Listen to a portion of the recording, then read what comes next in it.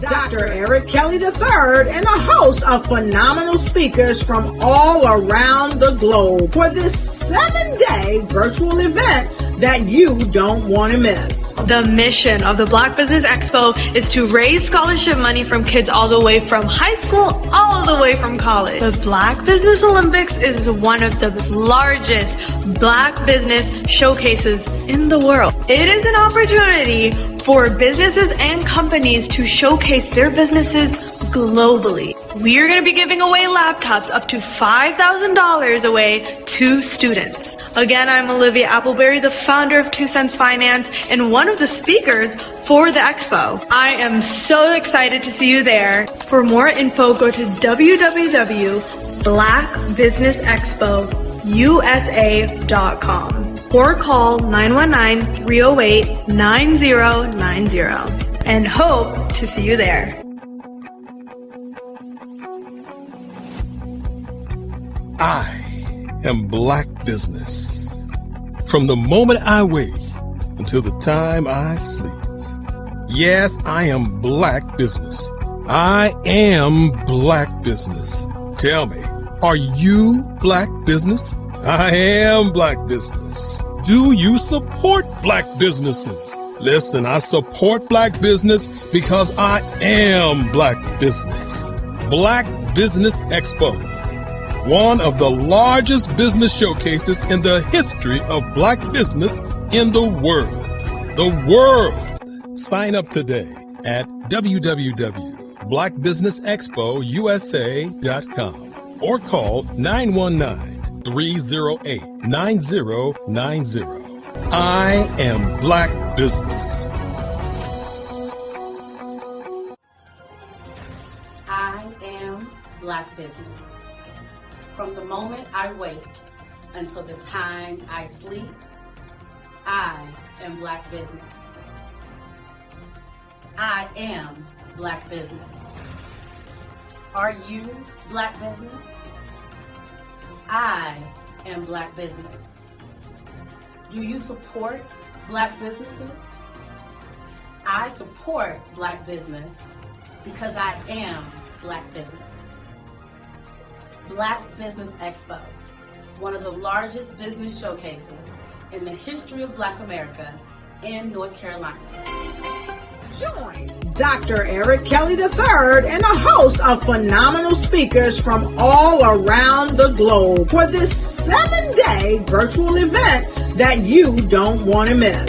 The mission of the Black Business Expo is to raise scholarship money from kids all the way from high school all the way from college. The Black Business Olympics is one of the largest Black business showcases in the world. It is an opportunity for businesses and companies to showcase their businesses globally. We are going to be giving away laptops up to $5,000 away to students.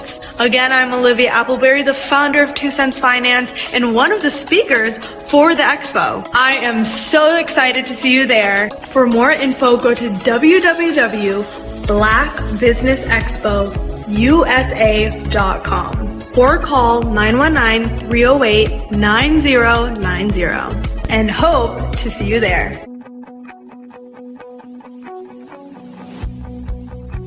I am Black Business.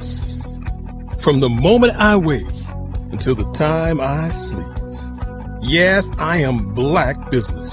I am Black Business. Tell me, are you Black Business? I am Black Business. Do you support Black businesses? Listen, I support Black business because I am Black Business. Black Business Expo, one of the largest business showcases in the history of Black business in the world.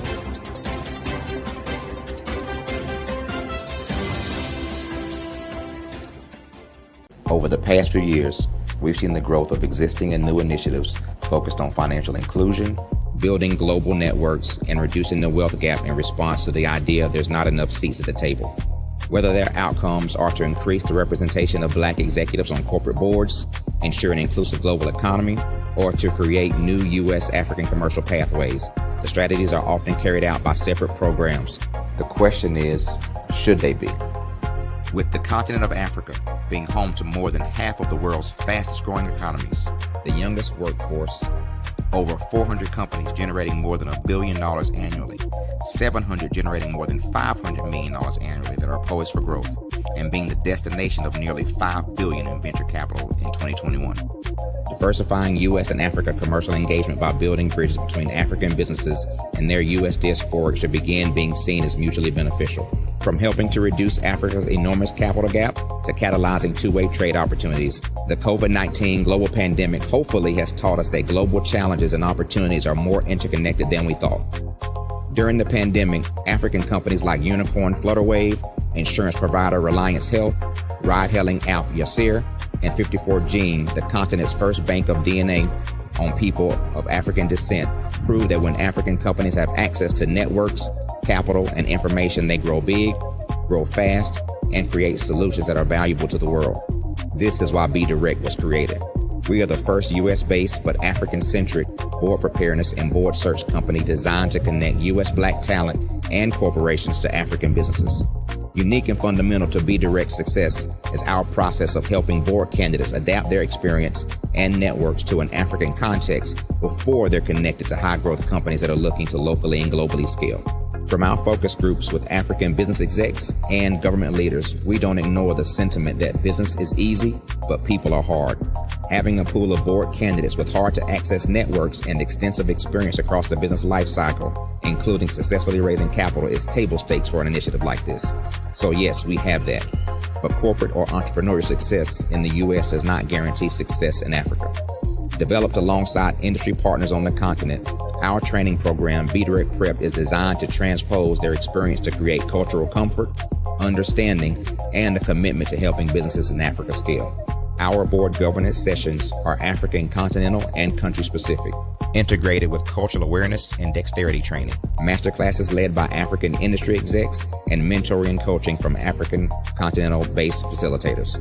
But even more unique to BDirect Prep, we cap off our training program with an immersion trip to help candidates that have not been to Africa before see and feel Africa's complexity and opportunity from African soil. We all know traditional network-based board placement has historically left a lot of us out of ever really being in the paid board pipeline. Our strategy supports the work of many great organizations that are successfully filling seats at U.S. board tables by creating more tables for those that are still left on the sideline. It's time to start seeing the role and value of U.S. Black talent and businesses on the continent of Africa differently. Old perceptions and habits limit economic inclusion. Let's transition Black talent and the African businesses they will support from the periphery of the global economy to its core. Living in a global lockdown, we all know now how fast local and global economies can change, and see the value of having businesses that hire, strengthen local value chains, and even grow globally. Status quo in any form holds back progress. We must democratize U.S.-Africa commercial engagement by socially and economically connecting cultures that have long been disconnected. It's time for Africa's U.S. diaspora to redefine their global value by helping African businesses scale continentally and globally.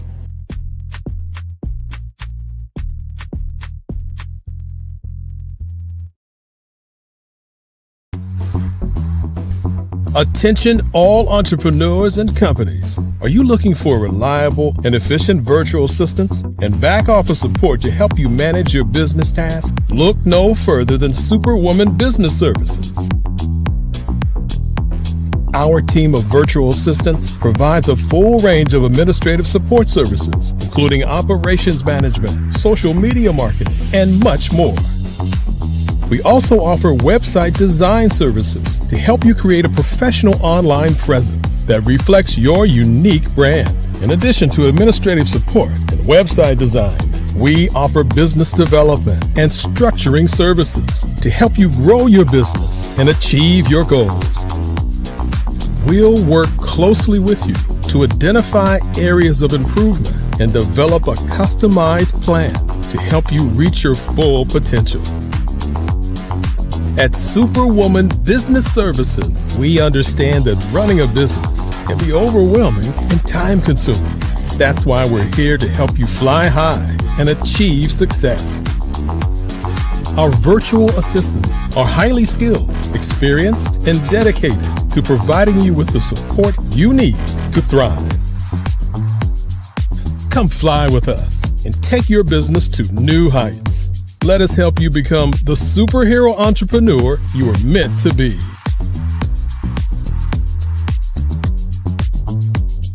Contact Superwoman Business Services today to learn more about our back office support services.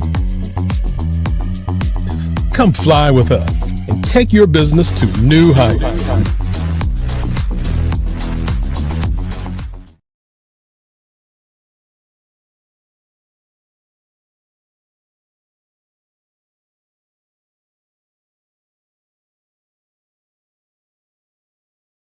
Absolutely. So our coaching program help people that have the lack of time, that lack strategies, and lack the confidence to go after their dream life. So we help them implement tools. We help them implement, I love to leave the inherited lack of finances or the education behind finances. But it wasn't until I lost my firstborn, my only son, that life changed for me. And where I was going after it all, living the corporate life, hit my 6-figure income, and living in my dream house with my dream man, driving my dream car. Wow. I nearly lost it all. Wow. When I lost my son. And so I realized it only takes one financial catastrophe that can change your entire life. That's what made me start All New Beginnings. Because no matter what's going on in life, there's a new beginning. And because of that, we develop a program called Wise Minded. My little slogan is, don't just dream it, let's live it. If they want to connect with you or work with you, what is the best ways for them to be able to do that? Well, for my social media guru, you can connect with me on every single social media platform as Tanya T. Rose.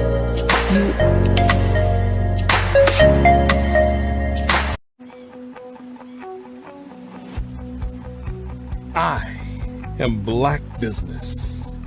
From the moment I wake until the time I sleep. Yes, I am Black Business. I am Black Business. Tell me, are you Black Business? I am Black Business. Do you support Black businesses? Listen, I support Black business because I am Black Business. Black Business Expo, one of the largest business showcases in the history of Black business in the world. The world. Sign up today at www.blackbusinessexpousa.com or call 919-308-9090. I am Black Business.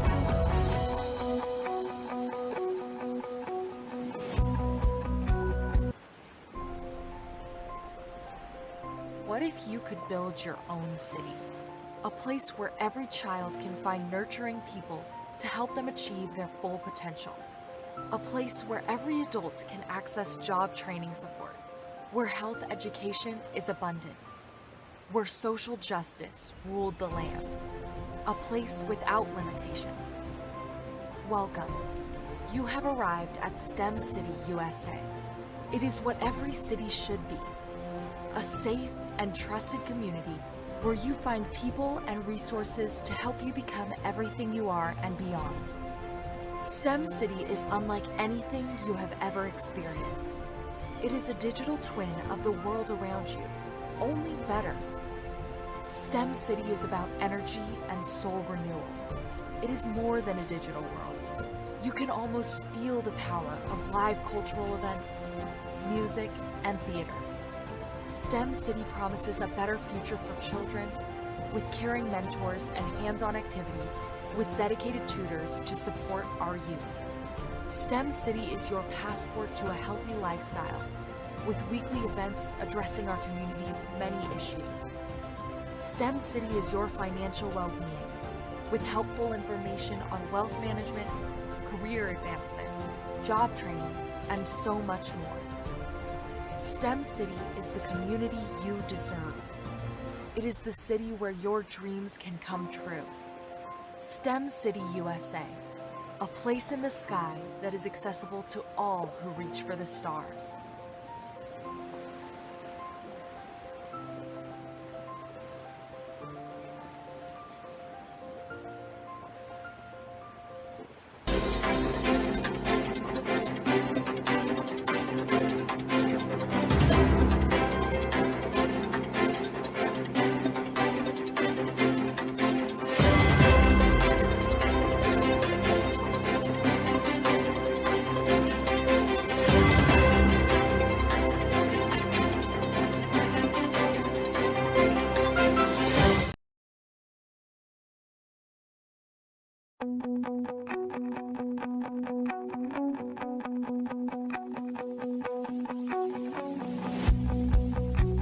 I am Black business.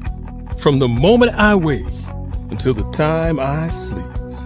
Yes, I am Black business.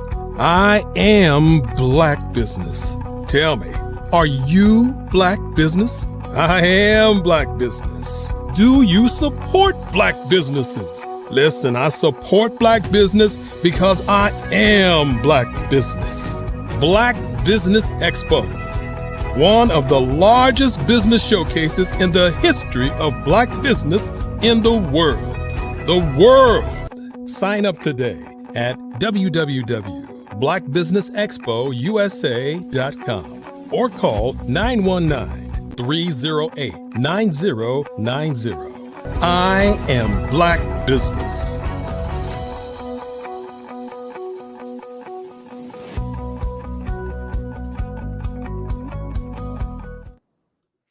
Good afternoon, business owners, entrepreneurs, thought leaders, and corporations. Welcome to the Black Business Network. My name is Marak Hicks, and I'm the founder and CEO of Miracle Recruiting. I am your business moderator for this afternoon on the Black Business Network. The Black Business Network is a 24-hour business network showcasing Black businesses, business owners, entrepreneurs, and thought leaders worldwide. We have speakers from North Carolina, London, Singapore, Africa, Japan, and cities all over the United States. The Black Business Network is a global community sharing its business knowledge to empower, inspire, and educate businesses about business. This afternoon, I'm really excited to introduce our next speaker. Her name is Mary Hartfield. Owner of MCH Consultants Group, LLC, an accomplished and dedicated professional with a diverse skill set and extensive expertise. She holds certifications as a life purpose coach, life coach, entrepreneur, and business coach, enabling her to guide individuals towards personal fulfillment and entrepreneurial success. With the passion for integrating faith and business, Mary also holds an associate in biblical studies, emphasizing marketplace ministry and social enterprise. In addition to her coaching and entrepreneurship background, Mary is a trained diversity, equity, and inclusion facilitator and grant writer. She uses her DEI facilitation skills to foster inclusive environments, promote equitable practices, and drive positive organizational change. As a grant writer, she assists organizations in securing funding for projects that create social impact. Mary's multifaceted expertise and commitment to empowering others make her an invaluable resource for individuals and organizations seeking personal and professional growth. At this time, her dedication to integrating faith and business allows her to provide a holistic approach to coaching and consulting. I present to you Mary Hartfield. Hi, Mary. How are you? Oh, how are you? I'm doing well. Thanks so much for joining us this evening. Thank you for inviting me.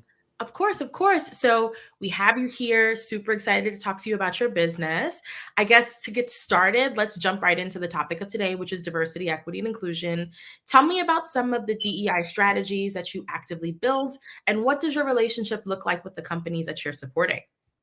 So long time ago, I'm from Grand Rapids, Michigan, and our Chamber of Commerce came up with the Institute of Healing Racism that known for across the country. And what we did is we had like 7-week sessions with people that talk about diversity. And a lot of what happened is we engaged with the companies that belong to the chamber to talk about change within their company. And we did all kinds of diversity training for 7 weeks. We would be 2 hours together, then come back, and then we drawn it down to 2 days, full 8-hour days where companies send representatives to it. And really it is to healing racism. We used to be in Grand Rapids, was one of the cities that were not very diversified. You know, we seem like we're diverse in what we do, but yet we're so segregated within our communities. So part of that is helping to build that out, working with different companies, with different people. And then also I did training with other companies to make sure they have that. And now I kind of work with nonprofits to make, you know, now when you get money, they want to know, do you have that diversity equity statement there? So help them get that even with from their board all the way to the people that they serve. That's amazing. I know DEI work is really, really difficult just because it's really about fostering inclusive environments within organizations. How did you kind of get into the space? No one goes to college to be a DEI facilitator. So how'd you end up there? And what sort of sparked the passion for you to start this work? Yeah, you know what? I have always, and I think it started from, we lived in Kentwood where you had like the Kellogg'sville side school system, and then you had East Kentwood.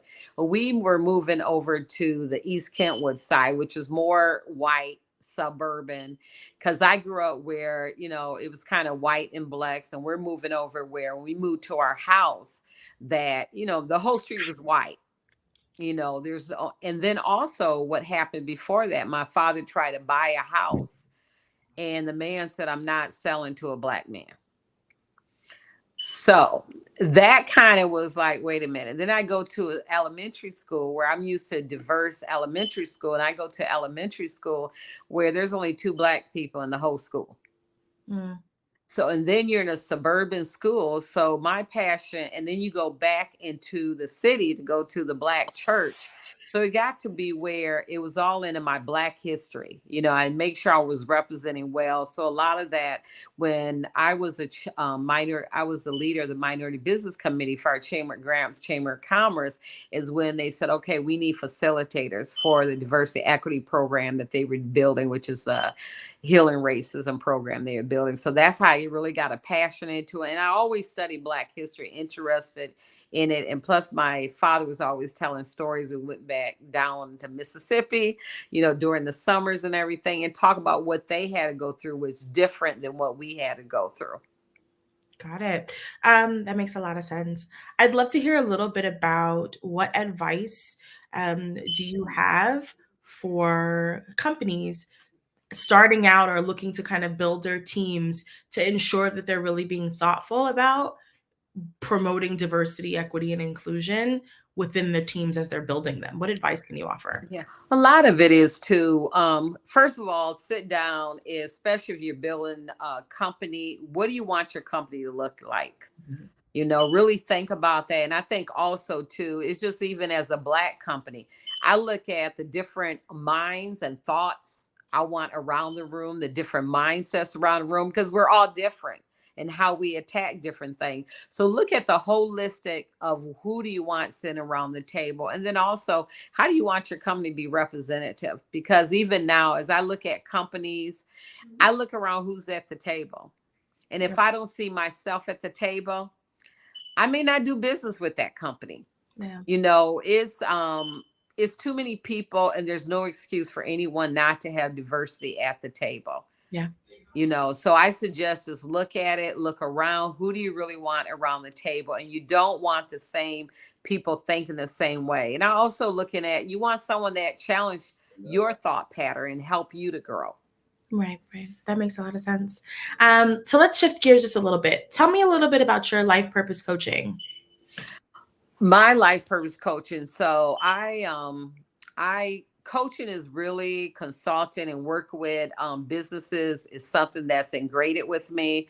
I was in banking. It's twofold with nonprofits and also with corporate. I was in banking for 23 years, and I work assistant vice president community development. So I was out in the community working with a lot of nonprofits. So that's where my passion for helping nonprofits. But then also when I worked for SBA Women's Business Center in Grand Rapids, Michigan, and also I worked the West Michigan Small Business Development Center, you're coaching people one-on-one, but you find out as you're working with people, a lot of it is they have dreams, but then they do not align with their purpose. Of what they're called to do.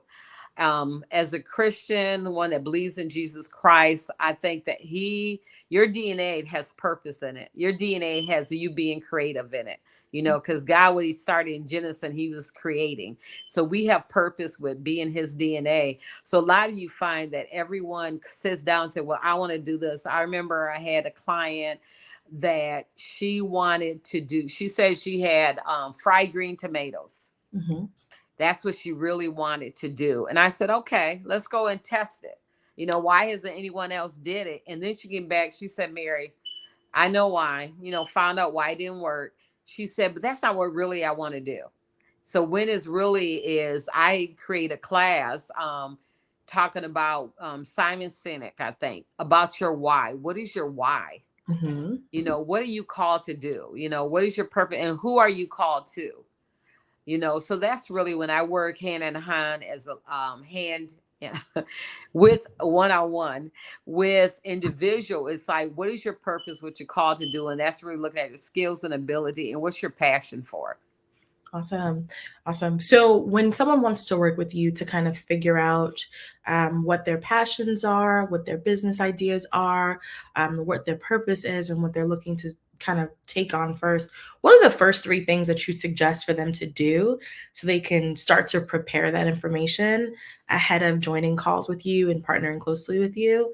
And, kind of thinking about it from the perspective of someone who's maybe has a business idea or is looking to start one. What are some things that they should actively be looking at first before they are ready to jump out and test that new business idea?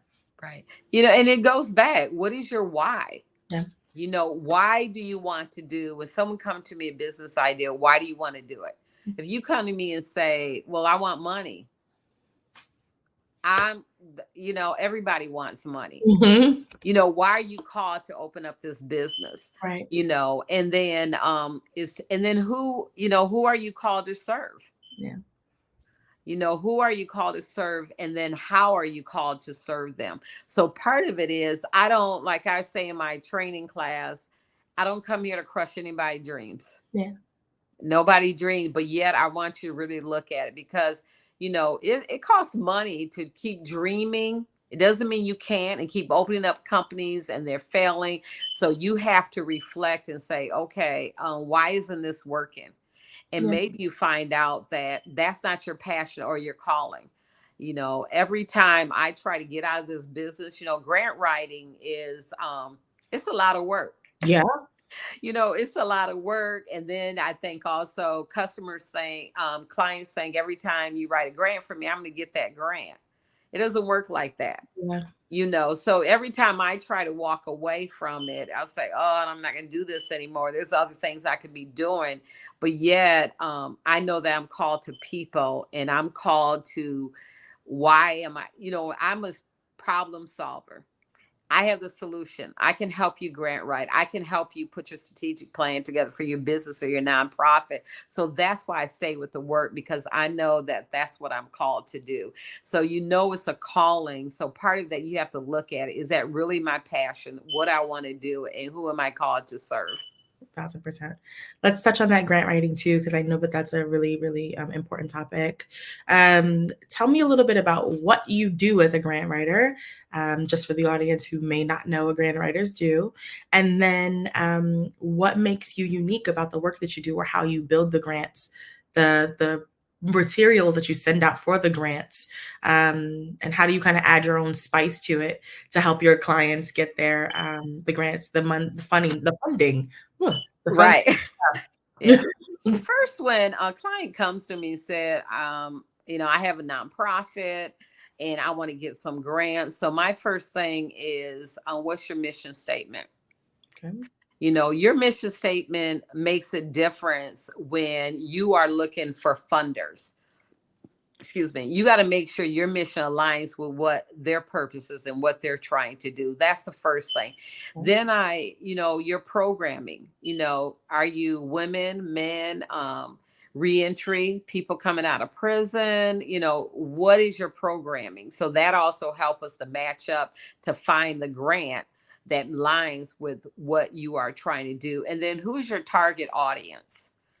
Is your audience women? And when you say women, what type of women? What's the age group? Yeah. And girls and boys, to serve them. I worked for Girl Scouts for a lot of years. My purpose was girls. I was I was focused on urban girls. When I did a 6-week programming, I was able to get money, $30,000 every summer for 6 weeks to serve 30 girls. So part of that is, who are you serving, and then how are you going to serve them? I did a 6-week summer program where we focus on STEMs. science, technology, engineering, and math. We really focus on that math part of it and also the technology part of it. So that's what I'm looking for. How are you targeting and who are you targeting? Then we can match you up with the grant. And then part of that is to make sure that, do you have your programming together? Right. When people want grants, they say, what is your expected outcome? So a lot of people come and say, well, I have this program. Okay, what's your outcomes? Well, I'm going to serve this many kids over the summer. No, what is your outcomes? Once they come into the program, what do you expect them to leave with? What's going to change different? So part of that is also saying, okay, I'm going to evaluate them when they come in. I'm going to do a pre and post test to see, but they're looking for that. What is the results? And also, does your outcomes match up with the grant that you're applying for? So a lot of times before we can even apply for the grant, I help them do some pre-work. Right. Getting their programming together. What is your plan of work? How you going to go about it? What's your outcomes? A lot of that is doing a logic model. A logic model shows you, what do I need to do this? Who is the people? And then also, what's your short-term, long-term results from that? So that's really what I help people. A lot of times they come in, want to apply for the grant. We can't even do the grant first until we get your program and everything together. Got it. And do you only support nonprofits with grant writing, or do you also partner with for-profit businesses? Yep, I work with for-profit businesses too. They say, hey, I want to apply for this grant. I said, okay. So a lot of times people like I had a client that just come to me where, I just need this grant to review and you to go through it and see if it's match up. So I charge a minimum fee and I would walk through the grant with you and say, okay, yes, this matches up perfect. Or I say, you know what? You are not ready in your company yet because you have not did services, but yet still, do you want to apply for it? And I see this is what you need to do in order to apply for it. Got it. Okay. And how does a company know when they're ready to bring on someone like you? I think a lot of companies, if they are grassroots or new, or some companies that they've been in business before, or sometimes you're sitting there and you think, oh, I can do this on my own, but realize I really don't know the grant writing world or what foundations I look for, where I've worked with a lot of them. So I know what they're looking for. I just got one of my clients just did a build out of a building for $1.5 million. And we were able to bring in $500,000 worth of grant money to help her do that. So that's part of when you find out, and she was writing grants and doing great for herself. I mean, she was bringing in and going out and getting people, support people, sponsor. She said, I can't do this on my own anymore. So she brought me in to help her. It's not that she didn't know how to do it, because she was doing a great job, but yet she brought me in to do some of the programming and put together the work that needed to be done. Got it. I want to shift gears to you and your personal experience. You talked a little bit about helping your clients find their purpose, and you mentioned that grant writing is one of yours. How did you first discover that this was your purpose? And then what steps did you take to actively start walking in that purpose and building your business? My mentor, how she became my mentor, we actually, as community development, assistant vice president, community development with the bank that I worked for in Grand Rapids. We had one of our nonprofits that said, hey, we want to go for this big grant. Okay, so we put a team together, and I was part of the team on the banking side of it, that we worked to this grant. Even the big dogs that were doing community development, they got it all the time, but no one else did. And we ended up getting this grant because we put a team together. And I was like, wow. Because it also, too, because I remember the two big giants that do a lot of community development, they're like, oh, Mary, okay. How did you, okay. They look at you different because you're like, oh, I put this grant. And I didn't realize that a lot of people didn't get this grant. And we got it. And that really, the person I worked with became my mentor and showing me how to do grants and how to apply for them, the wording. Matter of fact, I was on the phone with her hour ago and saying, we're checking on something. So really, that's when I got the passion for to help people to pay for their dream. A client I'm working for in Chicago, her dream to have a nonprofit that helped women. She put it together, and then she was like, I can't do this on my own. She had a lot of partners, 16 partners. She's doing great, but they're all in kind. So in kind is where you don't really see the money, but they may give supplies, or they may give people volunteers she had, but she needed actually funds to fund her operation. So that's when they say, okay, to bring it in. But my passion just came from helping people, and because also just good with wording and knowing people what they need. And I'm kind of resource guru, so I can find resources for people. So that really got me into grant writing. Amazing. So you've done a lot of work in your career. How do you stay updated on what's happening in the industries for the clients that you support to kind of help them better position themselves for the grants that you write, or for any of your coaching clients? How are you kind of staying up to date on industry trends? I'm doing a lot of training, getting newsletters. They send about grant alerts. A lot of those are getting in the mail, and just you have to set up a lot of process that trigger it, that it Yep. goes to a certain folder or whatever, you read it. And I'm also one in my business. I'm a lifelong learner. So on Fridays, I really don't work with clients. That's the time that I'm getting during some type of training in order to help my clients better. So I spend a lot of time in trainings, reading newsletters, reading grants that are out, and see if it's matched up with any of my clients. So I'm doing that all the time to make sure I am up to date. Got it. Piggybacking off that just a little bit, you mentioned that you're also getting grants in email and you're kind of keeping posted on those. When you partner with your clients, are you researching grants opportunities for them? Do they have to bring them to you? What does that partnership look like? It depends. Some, like I had one client, he's a business owner, and he goes, okay, someone referred me to you, and he had this grant he was looking at. So I told him what he had to do. And he said, okay, he'll work in, he thought he can do grants on his own. I said, okay, this is what I charge for researching grants, because it is a lot of work. And he was like, oh, I failed with somebody else doing that. I don't want to do it. So I wait on him to send me grants. He looks at it, reviews, and say, okay, I want to apply for this grant. Other people, they pay for me to research grants for them. So that's why I do. I research grants or go through it. Some people send me, I had a client say, Mary, I need the review. I just want you to see if this match up. I charge $75 and I'll walk through the grant for you and see if it matches up with you. So I do research. I'm kind of getting out of the research business a little bit, even though I'm always researching, but it is a lot of work, because there's a lot which you have to do to match up people with grants. So, but just work with them on research. So they'll send them to me, say this grant, or on my website, my blog is to have resource for you on grants that are coming up that I'll put on there, so you can look at my blog and find out grants that are coming up for for-profit business and nonprofit businesses. Awesome. I'm on your website right now. Okay. Talk to me a little bit about some of the upcoming trainings that you have. Okay, one of the trainings I have coming up is basic grant writing with assistance of AI assistance. So what it is right now, AI is out there.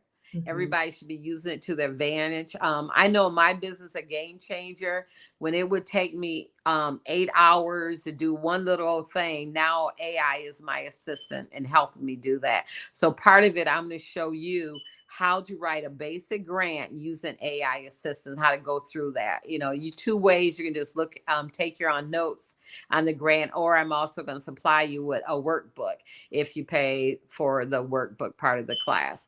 But it's going to be 2 hours. It's really an hour and a half. I'm going to make it. Then questions and answers, people have it. But really, a lot of people are scared because they don't know how to do it. So that's why I'm starting at the basic level, where basic, this is what you need to know to put to a grant, and what the work that you have to do, pre-work you have to do for a grant. Yep, that makes a lot of sense. So if we're thinking about brand new entrepreneurs, up and coming business owners, and even young adults or high school students who are thinking to start a business, what piece of advice can you give to them about what this world looks like and what they should focus on? First thing is this what you have a passion for? Mm-hmm. Passion is all of it, and I think passion and purpose lines up with each other. So, is this your purpose of what you're called to do? Do you have a passion for it? And then also, do you have the skills and abilities to do it? And it's not like you have to have it automatic. A lot of I just received my associate's degree like last year in ministry or whatever. But everybody like, well, what degree do you have to do everything that you've done? A lot of it was a lot of training, certification, learning on the job. But you have the opportunity before you go into business that you find out everything you know, what you need to put together for your business, having that business plan. A lot of people, of course, you're talking, a lot of entrepreneurs say, oh, I don't have a business plan. I think a business plan helps you to know your business and what you're getting to it. It's a living document. It's a living document that you can change anytime. So I do suggest that. Remember the SBA, they have your small business development centers in different cities around the country. Take advantage. Those are free services that you can take advantage of it. The Women Business Center, SBA has women business centers around. Take advantage of those. They are people that are they're already being paid. You have to pay them. They have webinars. I used to do the S for 3 years in Grand Rapids. The webinars for our West Michigan Small Business Development Center. That's a lot of great free information, free training that you don't have to pay for. Also, to sit down with them, they will help to guide you and hold your hand. You know, just like a business plan, they're going to guide you. You can go on their website. They have different templates and everything for business plan, but help you to know, what do I need to do? And also sort out your dream a little bit. Yeah. I say, you sit down, you may come and say, I want one thing, but then you say, oh, really, I want to do this. When you start talking about, okay, what is your purpose? What do you love to do?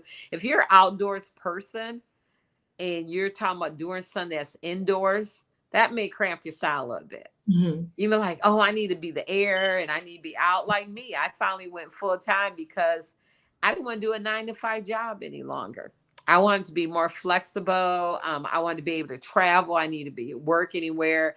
You know, this year, last year started out, I was in one client in Chicago for 10 days, one client in Denver for 7 days. I'm in Atlanta right now, but I live in Detroit. So I want to be flexible, which entrepreneurship is great for that, and work anywhere. But you hear all these webinars and people say, oh, I'm making millions of dollars. It doesn't work like that. Yeah. You know, you got to decide also if you're going to do the hard work for it. And the thing about it is, failure is okay. Yeah. You know, we think of Steve Jobs. You know, think about it. You had a company, Apple, and your board of directors fires you out of your own company. But then we went ahead. I forgot.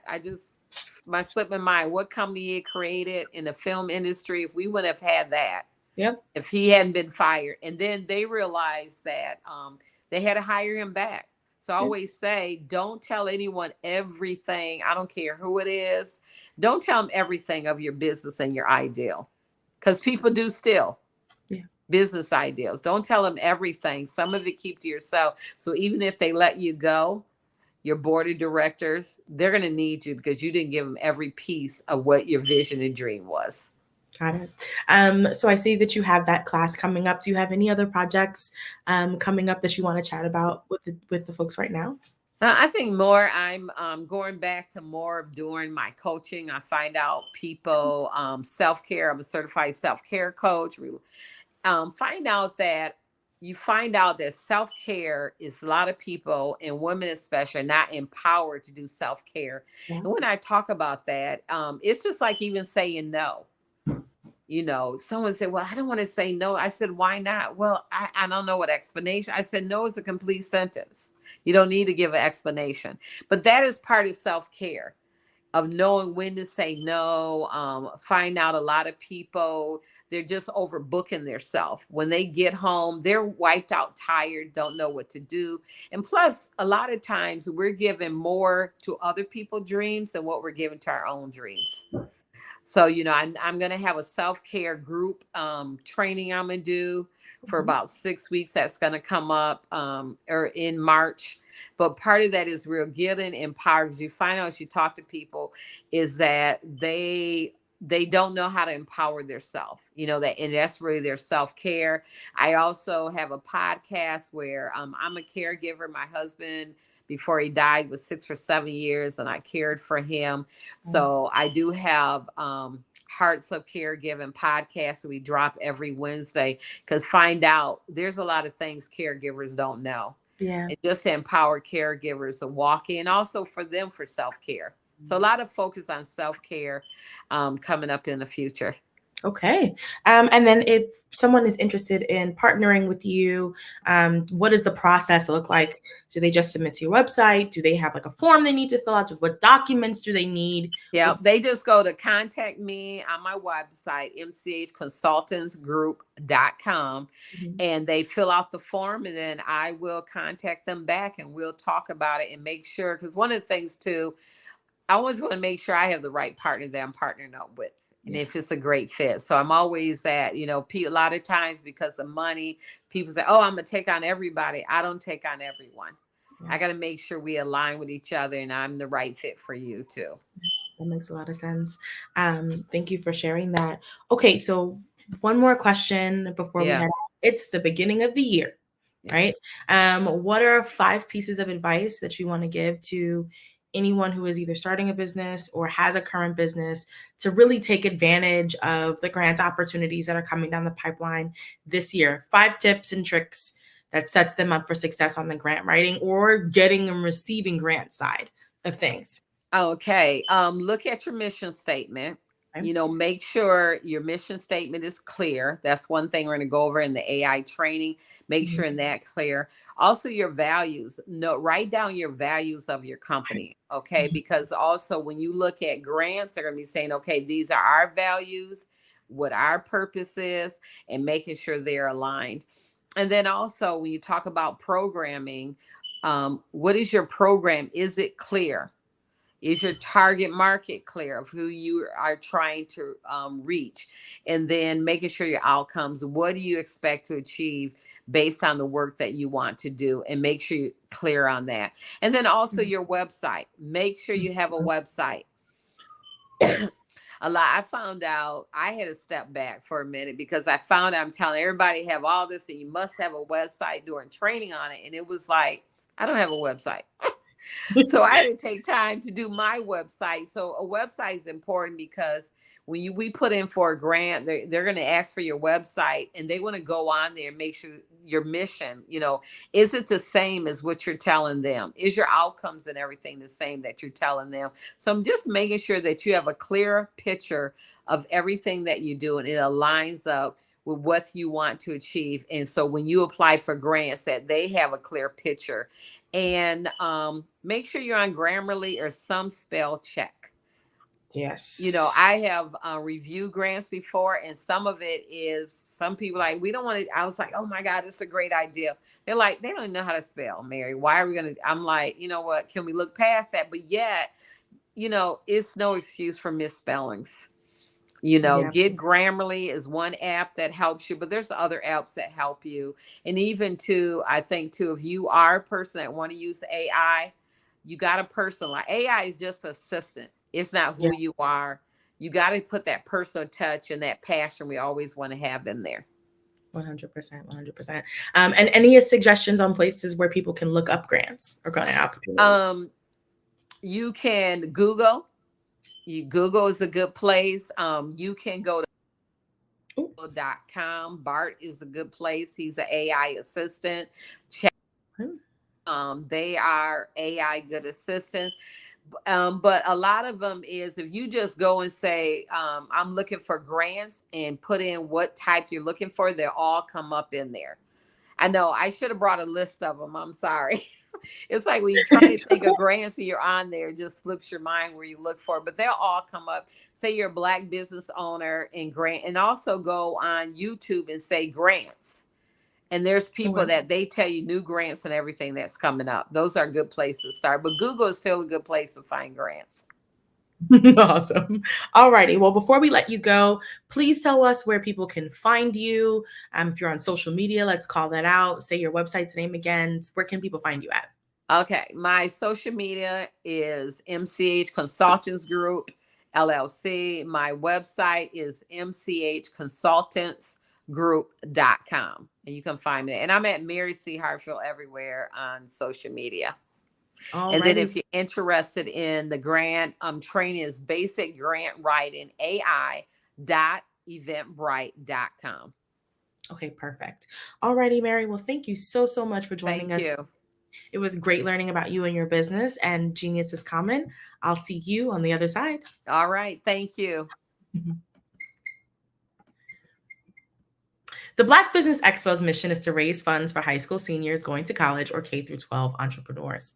The Expo is a fundraiser for students. You may go to www.blackbusinessexpousa.com or submit the funds to the Cash App on the screen below, $BBXUSA. Our goal is to give laptops and up to $5,000 to 10 students. Students who are interested in the scholarship can apply online at www.blackbusinessexpousa.com. Every dollar counts, so we want to remind you to donate to the scholarship fund. We want to thank our Black Business Expo USA sponsors for January of 2024. Our sponsors this month are NC100, Moody Capital Partners, Suede Soul, Lotus Riche Coaching and Training, The Hello LLC, 5-Star BDM Media, Carolina, Virginia Minority Supplier Development Council, Step Management, BHS and Associates, Marjorie McLean Foundation Incorporated, Genius is Common, Earth Essentials, Malaine Shania Global, The Executives Women's Success Institute, The Quality Coaching Company, Superwoman Business Services, Creative Force Studios, Lee Entertainment, Artistic App Design, Black Business Expo USA, Genius is Common, and I'll see you on the other side. Hello, ladies and gentlemen. Allow me to introduce myself.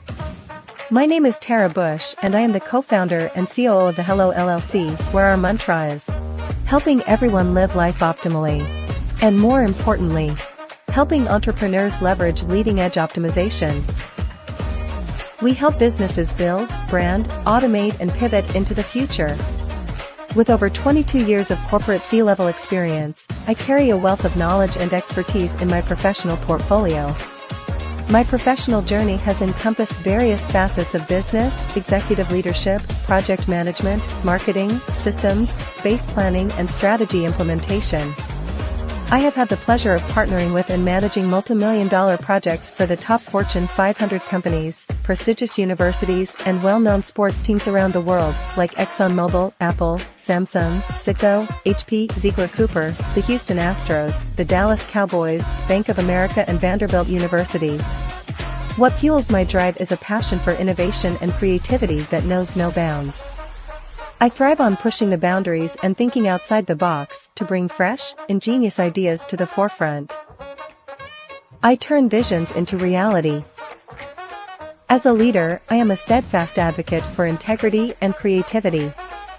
I am driven by a profound desire to help individuals and businesses create their own return on time investment while leveraging technology. At the Hello LLC, we are more than just a 3D digital marketing agency. We are a community committed to helping, building, and thriving together with integrity. We can either show you, teach you, or do it for you. We believe in the power of innovation to transform the status quo. My fellow professional powerhouses, in the spirit of abundance, I firmly believe that there is enough prosperity in this world for all of us to thrive together. So, I invite you to make the pivot because the future is already here. I'd like you to imagine with me, if you will, opening an app where you can collaborate with like-minded individuals from around the world, get inspiration and in-app tools to launch and grow your business, as well as share your knowledge and earn compensation, all in one app. Well, the name of that app is Truso, short for Truly Social. Hi, I'm Matthew Newman, the founder and CEO of Truso. A new concept in social media, Truso is designed from the ground up to be a platform that's both social and empowering for all its users. How exactly do we do that? I'm glad you asked. First, Truso brings the world together via video. Psychologists assert that video provides a significantly more effective connection than audio only. When you enter a community on Truso, you're face-to-face. Second, on Truso, you don't have to have 1 million followers to monetize. Our business model allows all hosts and moderators to monetize, no matter the size of your following.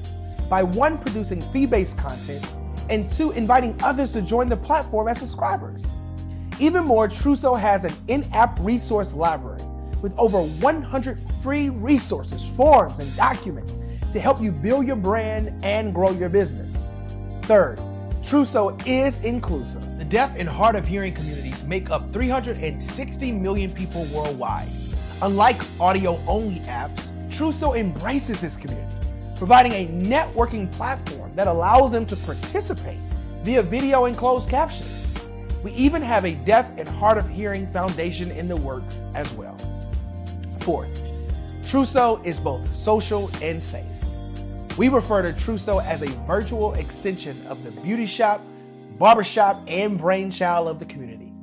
A place where there's laughter, along with wisdom, growth-oriented conversation, and genuine connections in a safe space. Trousseau even has proprietary security to ensure we maintain a safe environment for everyone.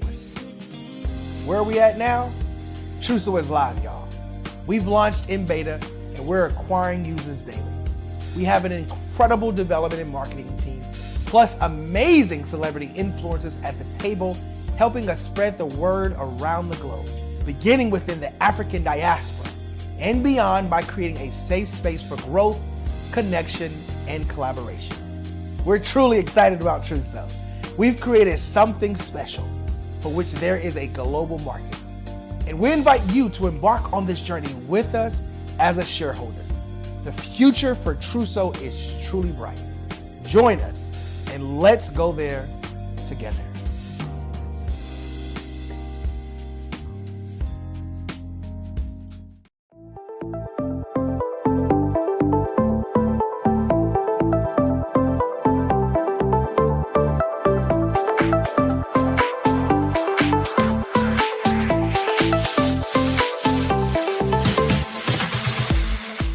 You need to be messaging and communicating to a lot more folks and getting them committed to you as a brand and feeling that you are trustworthy, as a subject matter expert, and for their needs and their pain points. That says, look, here are my pain points. Here's the problem that I have that I don't want, or the benefit that I want that I don't have.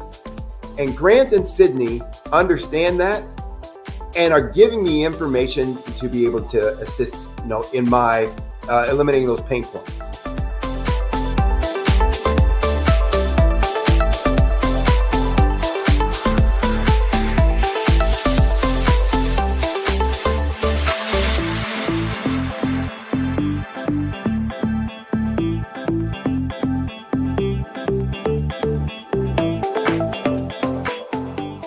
You're going to get a lot out of this workshop. We're going to show you ways that you can begin to look at this particular problem, that you can apply different formulas, techniques, and skills. They're going to get you to that next level. And then you'll understand the value that we're bringing.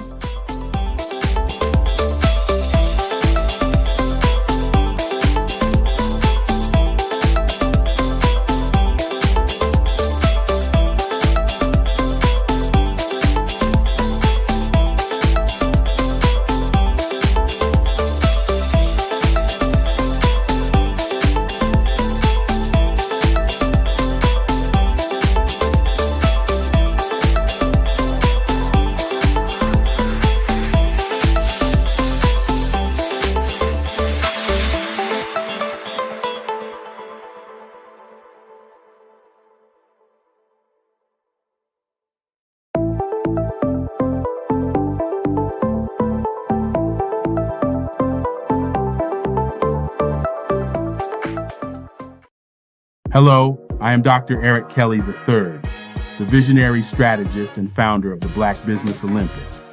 I invite you to showcase your Black-owned businesses on the Black Business Network global stage. The Black Business Olympics is a global Black Business Network platform that propels Black-owned businesses into the international spotlight. By showcasing your business on the Black Business Olympics platform, you can reach a worldwide audience of potential customers, partners, and investors. You can also establish yourself as a thought leader expert in your field, attract lucrative partnerships, and more speaking engagements. In addition, the Black Business Olympics platform provides a valuable opportunity to connect and collaborate with like-minded entrepreneurs and business professionals from around the world. This can lead to new business opportunities, ideas, and relationships. Finally, by sharing your story and expertise on the Black Business Olympics platform, you can inspire and empower others. This is a powerful way to make a positive impact on the world and leave a lasting legacy. If you are a Black-owned business owner, I encourage you to seize the opportunity to showcase your business on the Black Business Olympics platform. It is a once-in-a-lifetime opportunity to make an indelible mark on the world. Be one of the 1,000 visionary entrepreneurs who are changing students' lives, shaping industries, and leaving an unforgettable legacy for their families. Unleash your voice on our global stage and watch your business thrive. Black Business Olympics is one of the largest Black business showcases in the history of Black business in the world. Yes, the entire world. Just give me a call today at 919-308-9090.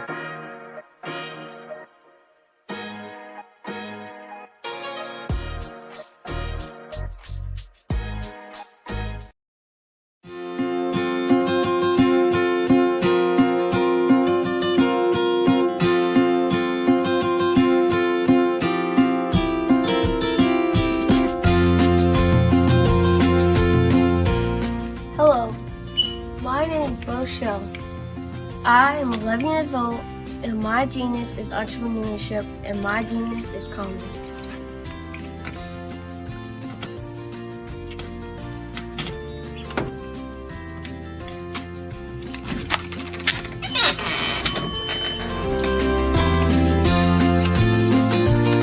I have been hard at work, and my genius since the age of 8 when I asked my parents to buy me an ice cream cart for my 8th birthday. Why? Because I love ice cream, and I knew that 99.9% of the world loves ice cream too.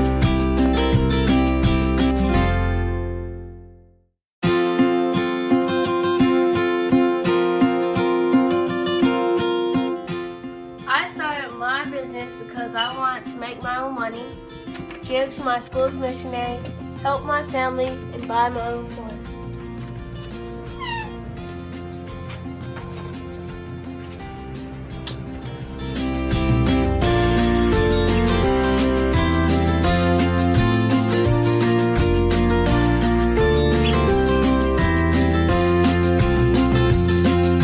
While working in my genius, I have learned a lot about business and what it takes to be successful. I quickly learned that hard work, determination, and perseverance are the standard qualities you need to succeed.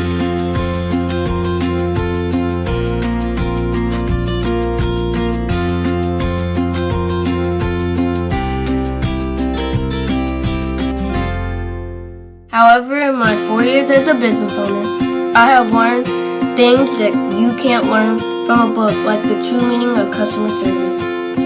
Great customer service is how you sincerely say thank you to each person who spends their money with you.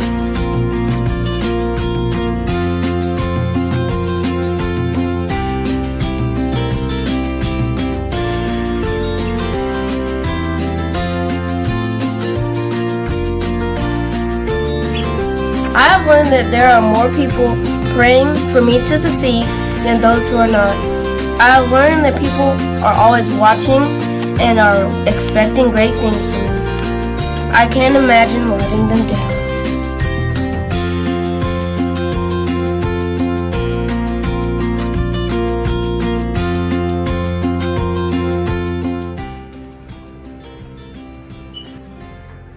I have learned that I must lift as I rise, and that I must be my brother's keeper.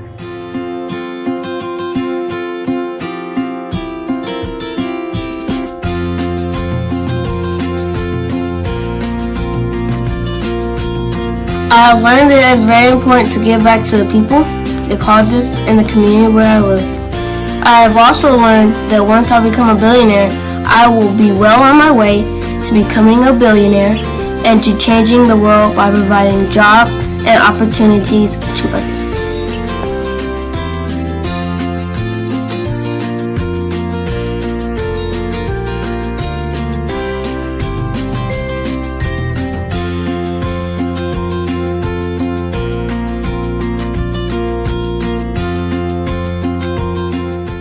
I'm Boshell, the little icing cube, and my genius is coming.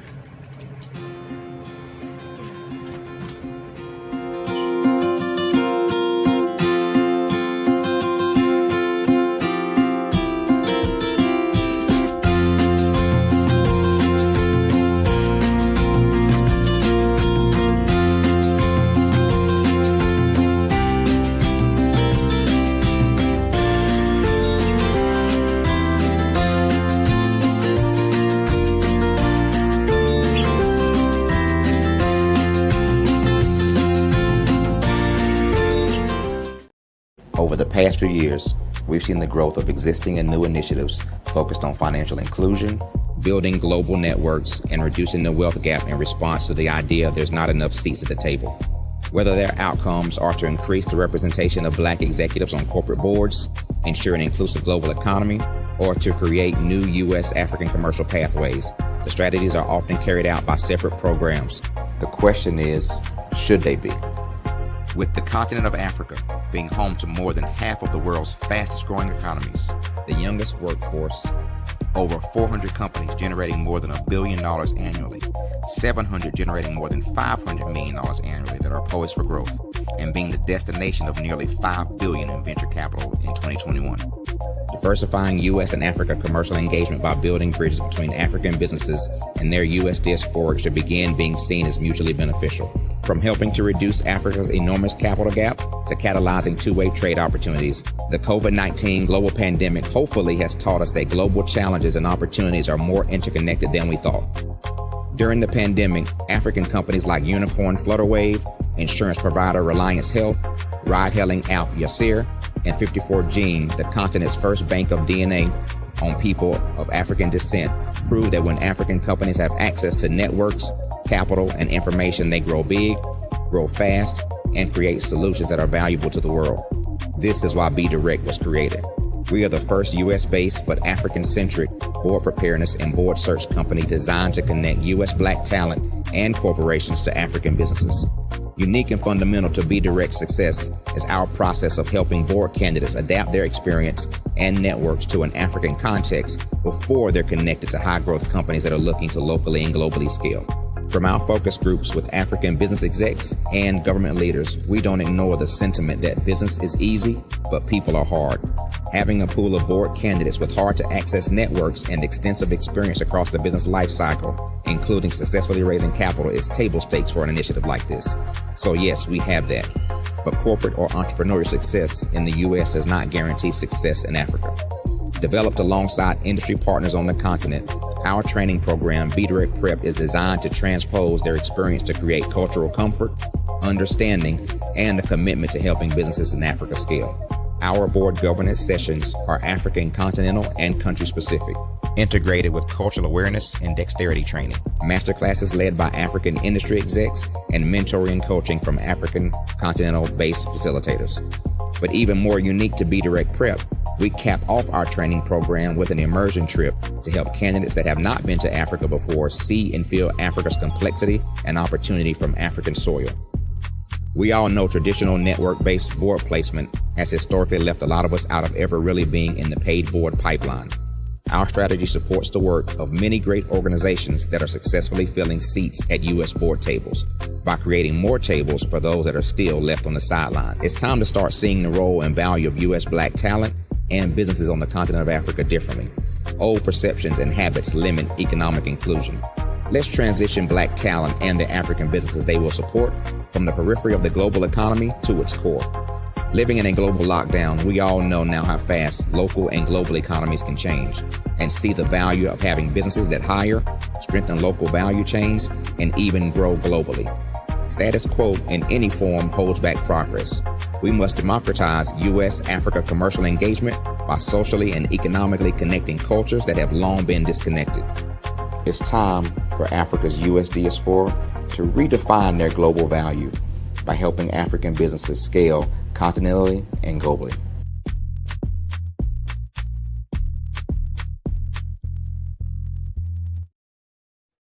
Hey everyone, it's Grant McGaw, CEO of 5-Star BDM and host of the award-winning Follow the Brand podcast and TV series, where I help you to build a 5-star brand that people will follow. My genius is personal brand development through intelligent communication and helping you achieve your business and career goals. I am a requested speaker on digital technology and brand development issues. I want to work with you to increase the value of your current opportunities while attracting new ones. Every one of you is unique, and we all share challenges that can be addressed through smart branding. As a super connector, I work with you as an executive coach to guide you along the complicated business and career development road, providing the enhancement tools and information you need to succeed. Together, I will help you succeed in today's challenging business climate. I will evaluate and measure your progress. Best of all, I am right alongside you every step of the way. Build the brand called you. Genius is coming. It's your time to ignite and take flight in every area of your life with the new Ignite and Take Flight Planner 2024. It's time for you to seize the year with your great new planner.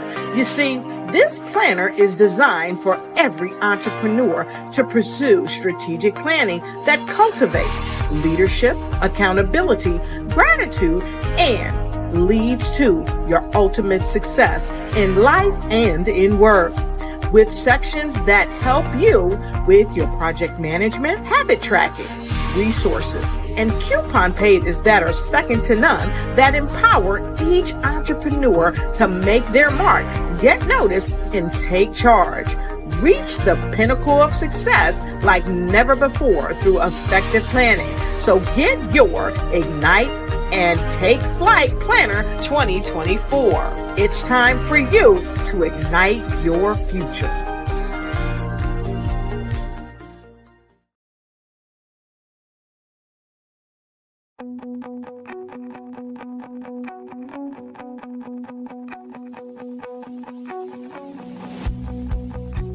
I am Black Business.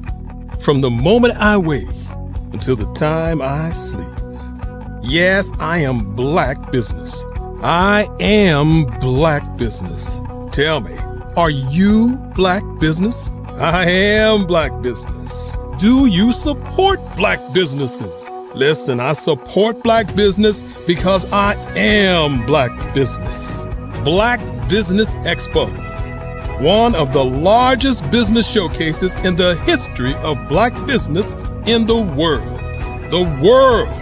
Sign up today at www.blackbusinessexpousa.com or call 919-308-9090. I am Black Business.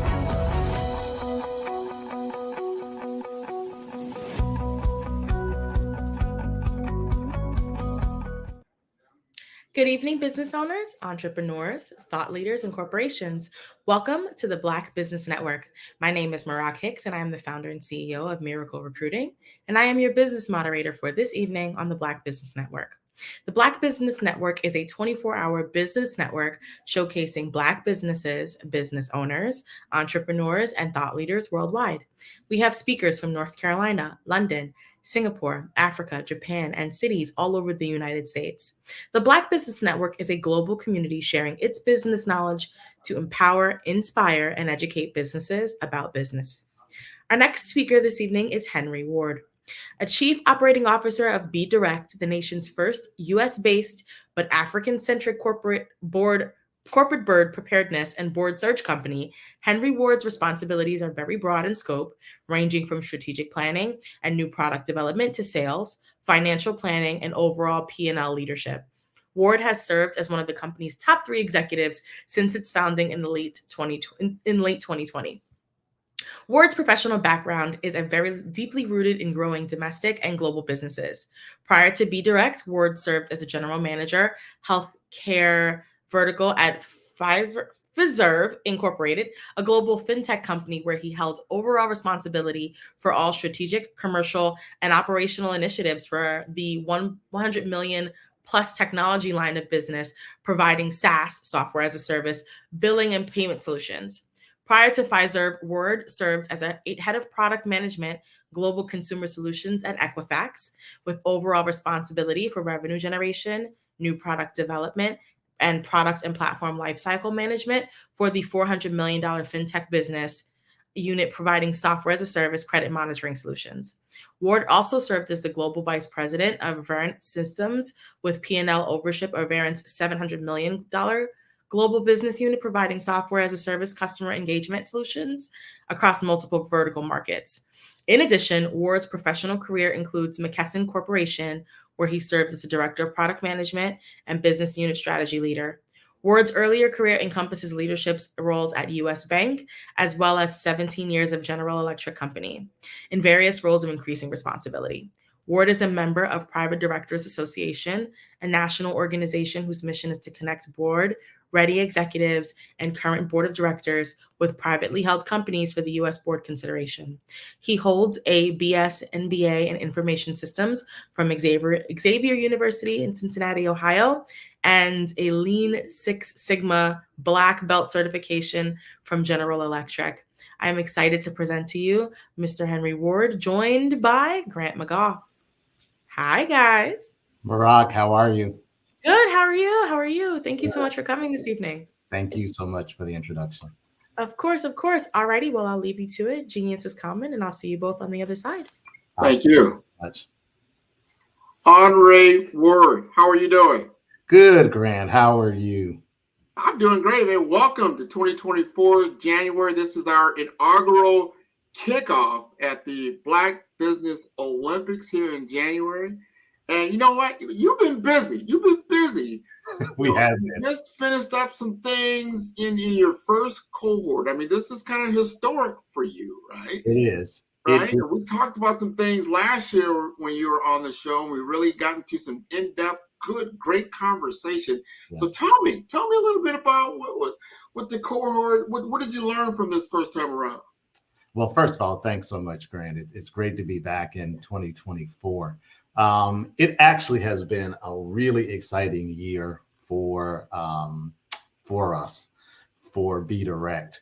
So one of the things, BeDirect, as was said, is the first U.S.-based but African-centric corporate board preparedness and board search company, specifically designed to take U.S. Black executives and Black entrepreneurs through a 8-month training program, and we'll talk about that a little bit later.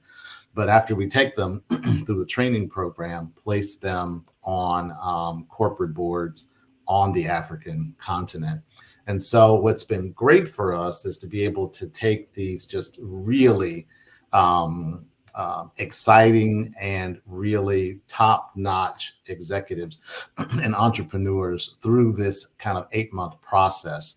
The training is divided up into 2 different parts. One, a corporate governance part, in which we partnered with a company out of South Africa that actually does corporate governance across the African continent. And that's where they learn really the technical skills about corporate governance.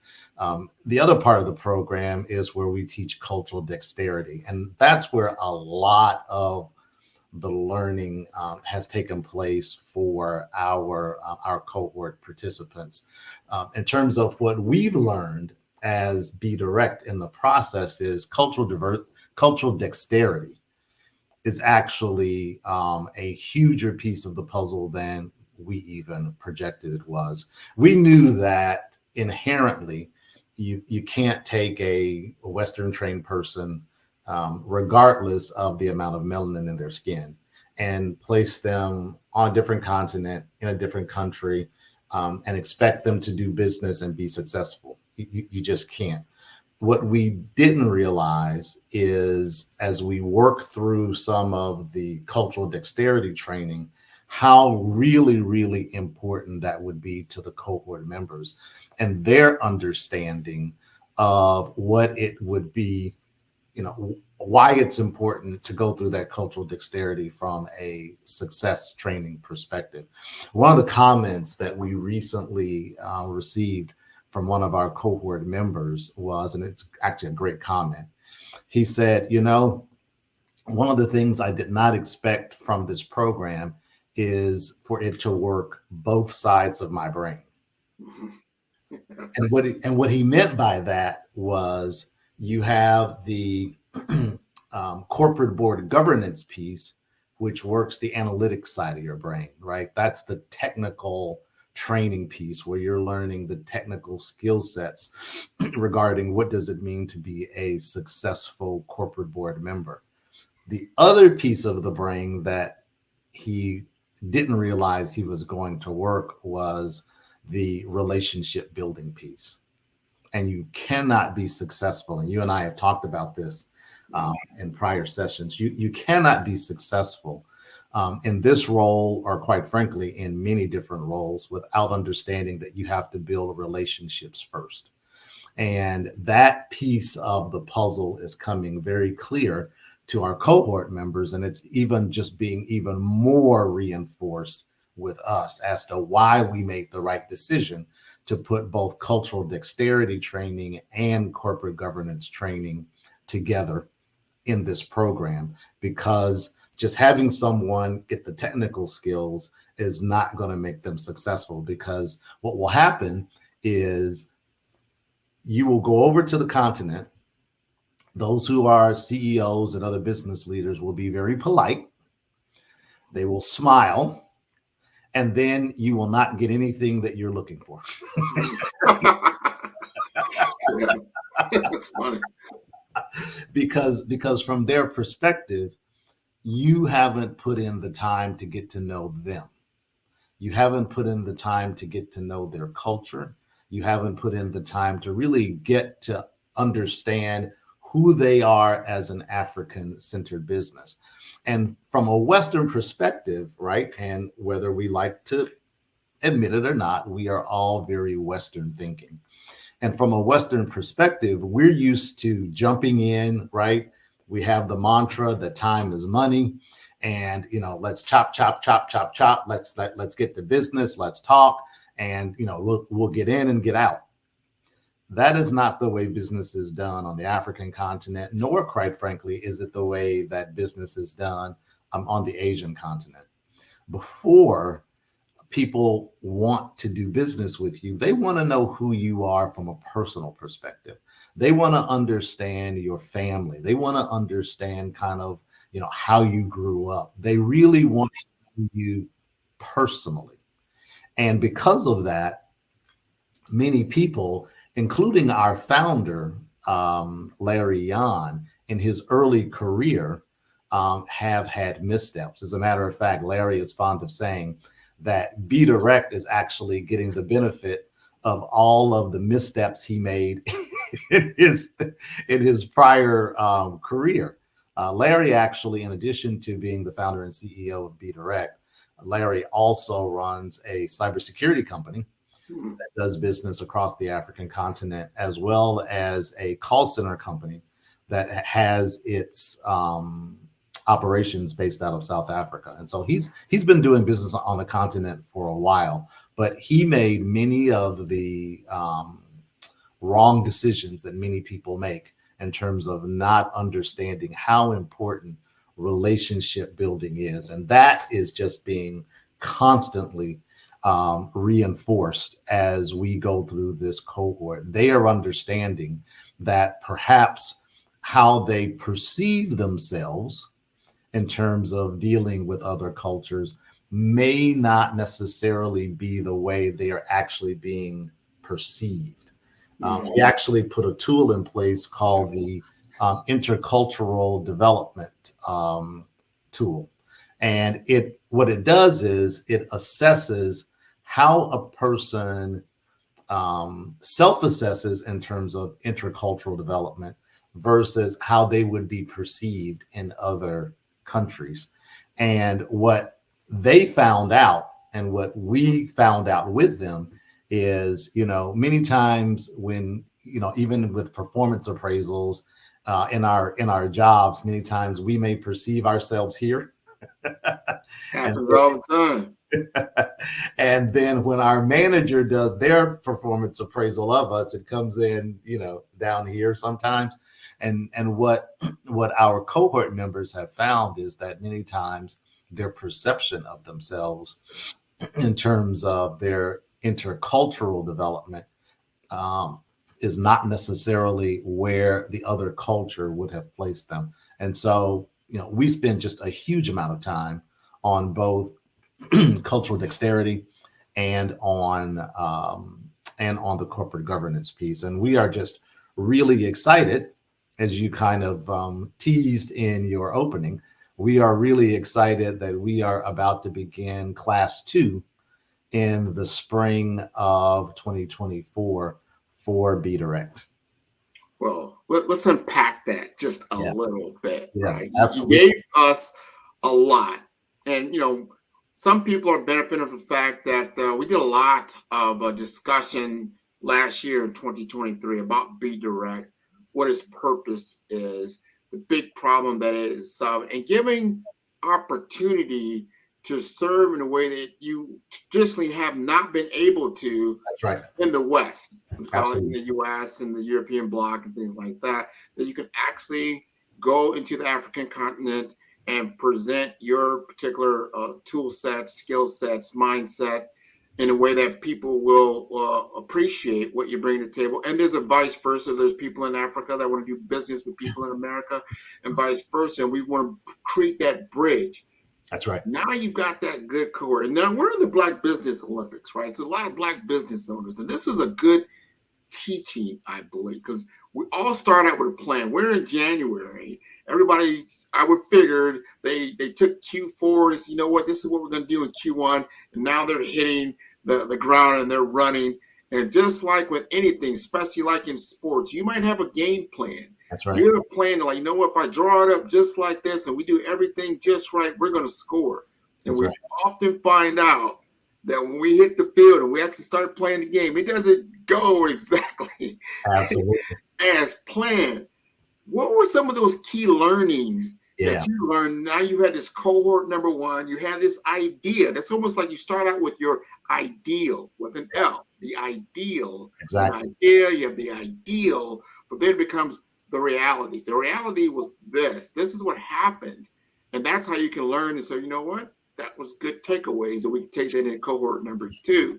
Exactly. Talk to us about what you think your, 3 or 4 or 5, however you want to frame that, that you learned in this last go round.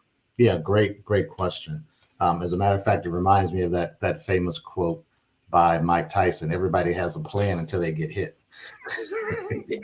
That's it. You got a wake-up call, right? Yeah.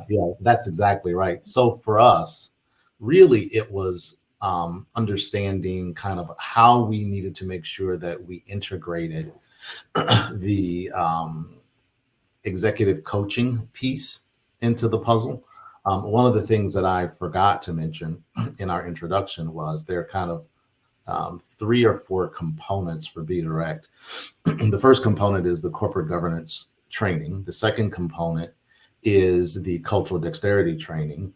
The third component for our Black executives and Black entrepreneurs is the executive coaching piece.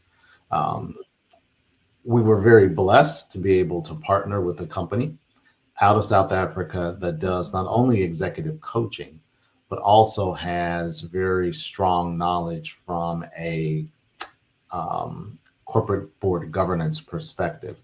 Probably one of the things that we would have done differently is to bring the executive coaching piece in earlier in the process. We are, the executive coaches are currently now engaged with our cohort members. I think we probably would have brought them in maybe just maybe a month or two earlier into the process so that they could, really understand how the cohort is dealing with specific issues around the governance piece and around the dexterity piece. Now, the nice piece of that is the executive coaches will get the output of the intercultural development assessment. They'll get the output of the Herman Brain Dominance Assessment, which is another assessment tool that we use. And so they will get that in order to help coach our members, but probably we could have brought them in a little earlier.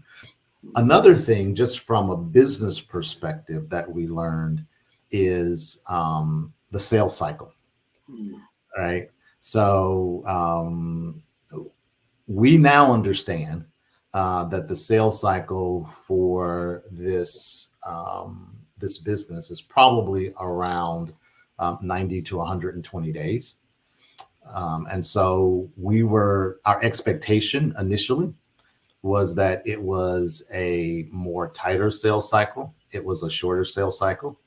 But the reality is, when you're asking someone to put down a minimum of $10,500 for the early bird registration and $15,000 for the late registration, that sometimes the sales cycle is going to be a little bit longer than we had originally projected. And so that was a great lesson learned for us, because we are now in the middle of the sales cycle for our second cohort, which will begin in the spring, or will begin around June of this year. So we are giving ourselves the proper time in order to make sure that we can meet our sales targets as we've designed them.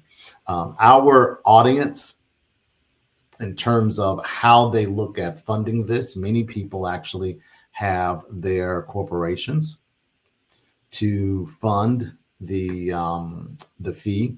Some people, as a matter of fact, it's probably about half and half. There are many people that are actually self-funding.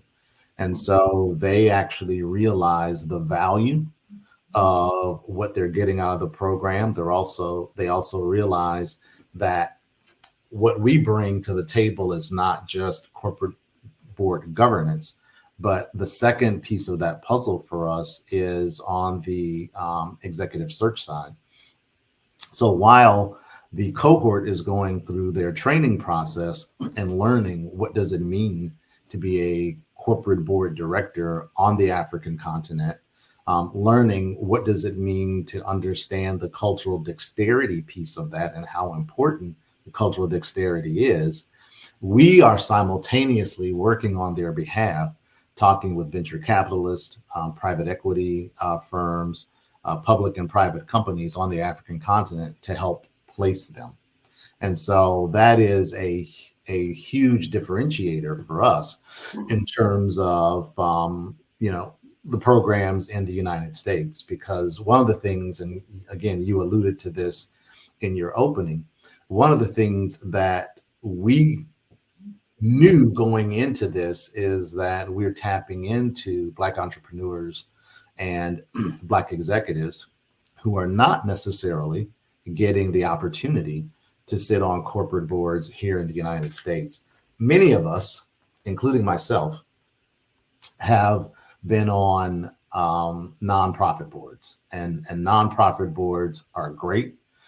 They're a great way to understand what kind of meeting governance is about. It's a great way to give back. The reality is, though, that many nonprofit boards want you to bring a check with you. Of course. When you come, which is different than corporate board work in which you are compensated for your work on the board. And I got a quick question for you, Henri. That's a very Because as an executive, I'm gonna put on my my senior executive role hat. Yeah, right? absolutely. Let's just say I'm a CFO, COO, CEO, C something, right? And I see a fee is 10 to 15K.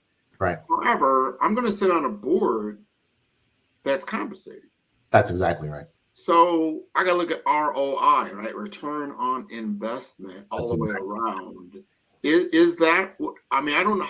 Tell us how you actually approach these executives and lay out your values to them so they understand. And especially if you've got a corporation that's going to fund this investment, how do they view the ROI? Great question. So from a benefits perspective and from a value prop perspective, we actually have two different value props. The value prop for the corporation is it allows them to use this as both a retention tool, and it also allows them to use it as a talent acquisition tool. So when they are going after senior executive talent and our focus from a corporation perspective is vice president to C-suite. Sweet spot being vice president and senior vice president.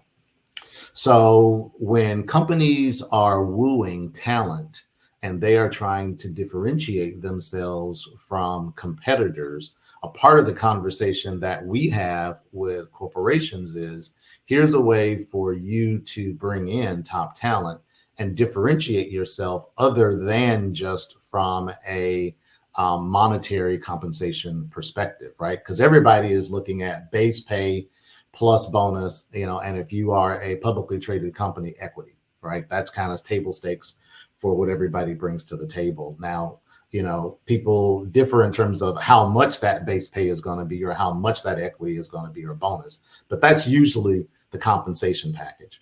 How we position ourselves is, in addition to that, here is a way for you to invest in your employees and a way for them to see you as differentiated from someone else that they may be looking at from a job perspective. So that's on the talent acquisition side.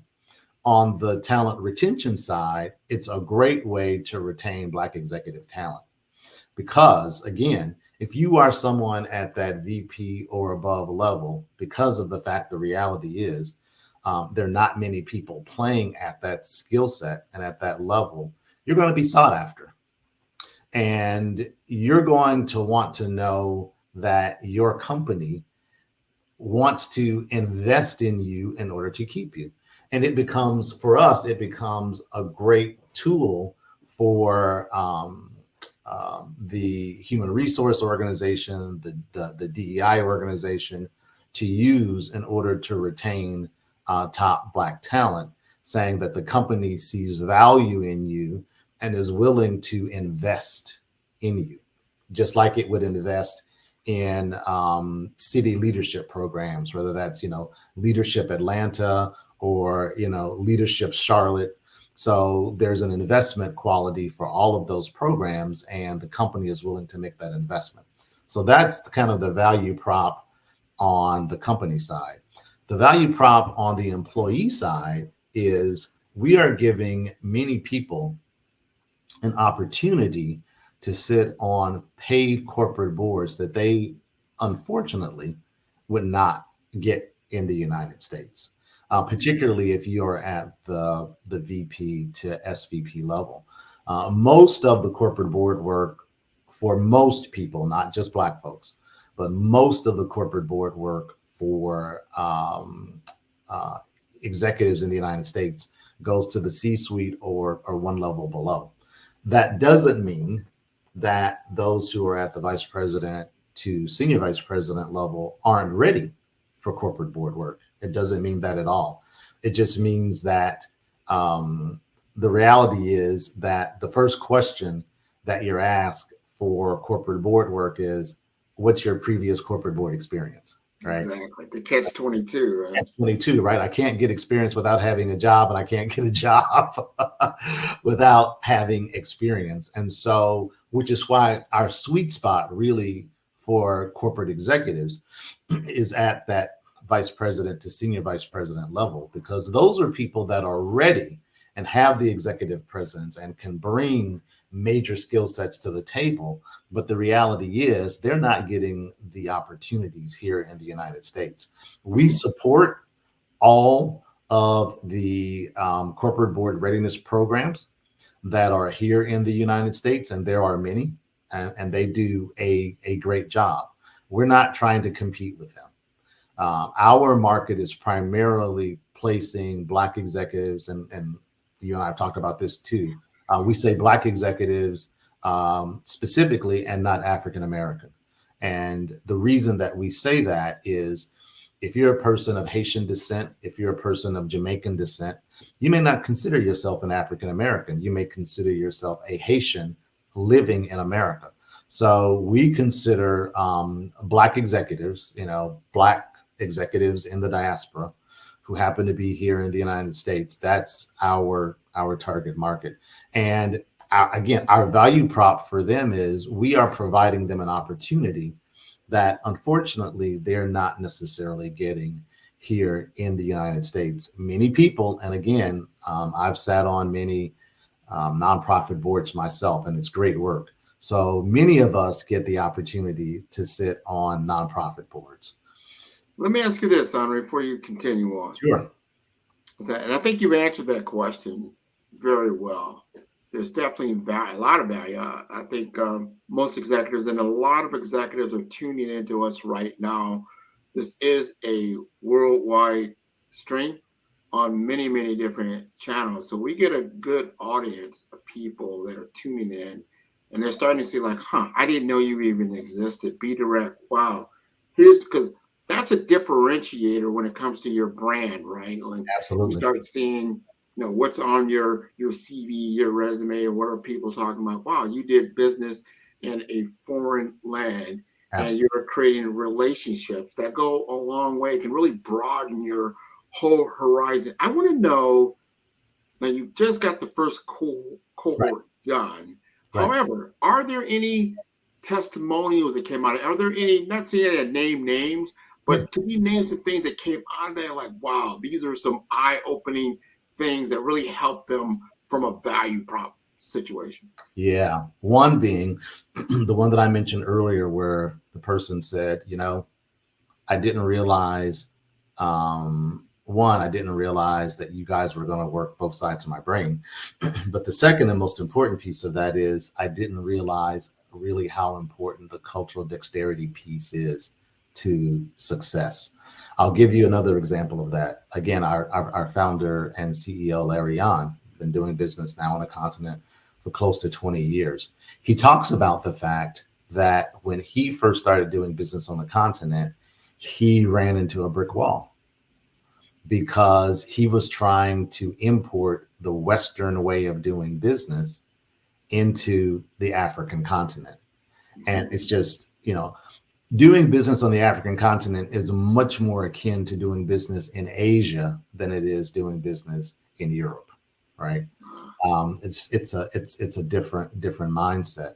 And so a part of the lessons learned that the cohort members are coming out with is, I can't just export the way that I do business in the United States over to the African continent, because it just will not be successful. I give, and I know when you and I have talked before, I've given this example, but one of my best friends is Nigerian.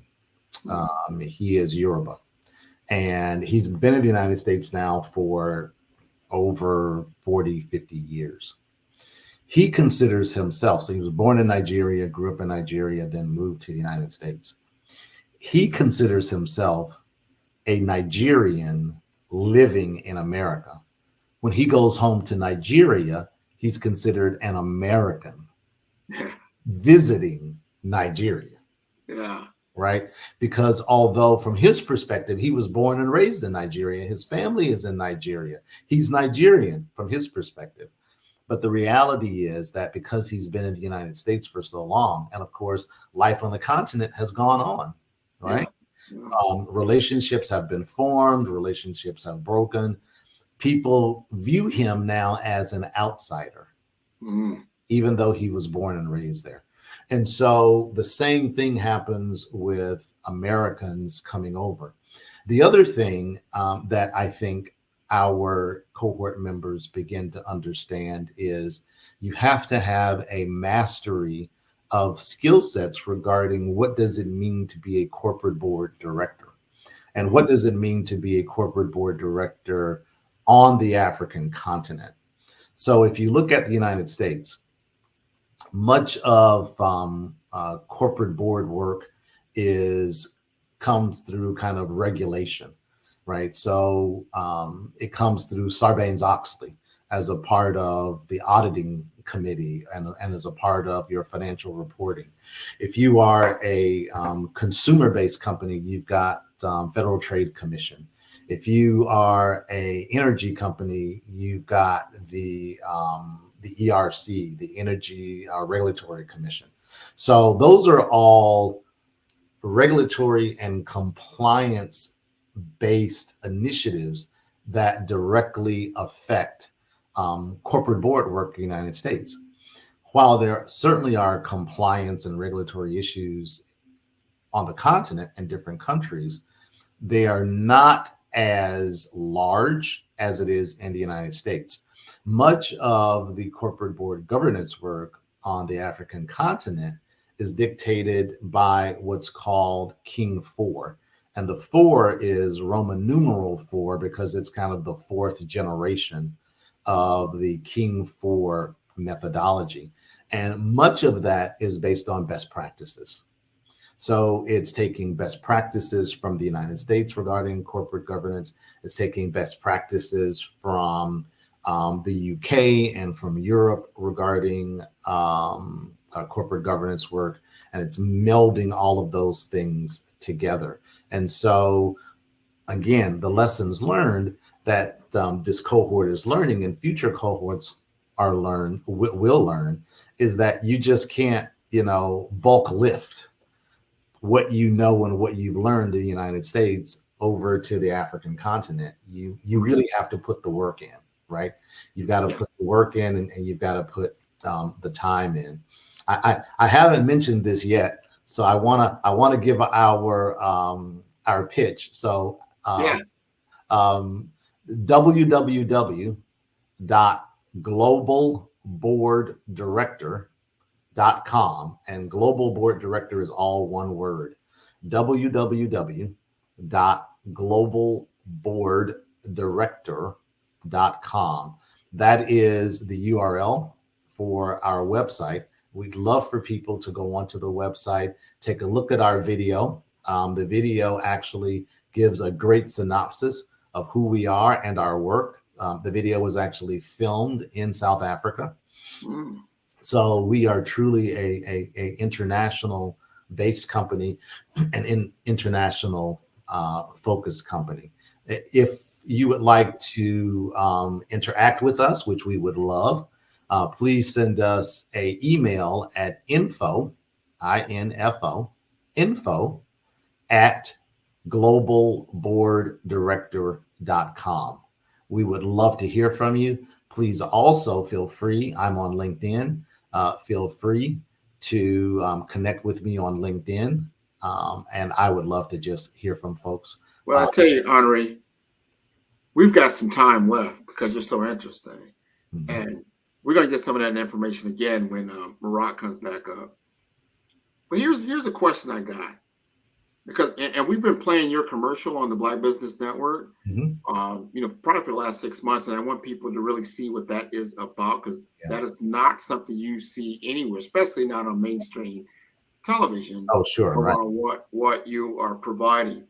Here's my question: from the African perspective, yes, the value that the American executive brings, because we have to learn their customs and their dexterity and their ethics, but they also have to learn some of ours. And I would figure that that's a two-way street, that they are like, wow, because they probably see America on television, whatever, I don't know what their experience level is, but now that person becomes a conduit to truly understand American culture. Do you see that going on the other side of the boat? Yeah, absolutely. And as a matter of fact, it's not in our current playbook, but a part of kind of our phase 2 in terms of our playbook is actually doing cultural dexterity training to African business executives, right? So understanding what it means to interact with Black executives and Black entrepreneurs. And so what the African corporation and what the African CEO is looking in terms of, why should I bring someone on board from the United States, right? So we talked about the value prop for corporations, U.S. corporations. We talked about the value prop for Black executives and Black entrepreneurs here in the United States. But what's the value prop for the African company, right? Why should they pay someone from the United States to sit on their board? And the reality is that that executive, that CEO, that board is making a conscious decision not to bring someone in country on, but to bring someone from the outside in. The reason that they would make that decision is that person brings a couple of different things to the table. That person potentially could bring them a new market, or help them bring a new market, where perhaps their current market is maybe just their existing country or just the African continent. This person could open up potentially U.S. market, or help open up the U.S. market for them. The other thing that this executive brings to the table, which is why the conversation is even being had, right? Why should I want to bring a Black executive into my fold? This person has a network, and that network, the Black executive network, even though this particular person that we are placing on their board may not necessarily have specific industry experience, but that person may have great functional experience, whether that functional experience be around sales and marketing, or product development, or supply chain, that they can apply across industries. That person may also bring a network with them that does have specific industry experience. So that gets to the question of, why even have the conversation? Because if I can't get to why have the conversation, as a CEO of a business on the African continent, I have no need to understand about your culture, right? Until I can understand, why should I care about you, right? And so when we are having conversations with venture capitalists and private equity firms, we are positioning our candidates both from their industry experience, their functional experience, and their network. Now, it is important, to the point that you made before, that those African CEOs and their boards understand that there is a flip side of the coin. While the Black executive and Black entrepreneurs should spend time understanding the particular African culture, we also encourage the CEOs and their boards to really try to understand the American culture as well, and to really get to know the executive that they are bringing onto their board, so that their perception is not just what they see on television, which is obviously a skewed view of what America really is. And we've got a minute before Marak comes up. Help that audience understand these board makeup, because my understanding of a lot of the countries in Africa, they're multicultural, like you alluded to, the Asian influence. So people are from, outside of the country already. Some of these, major corporations are owned by people in Southeast Asia, or they can be owned by people in the Middle East. as well as some, European board members, obviously a lot of people in the country, and then, the American. Just help us understand the board makeup from a cultural perspective.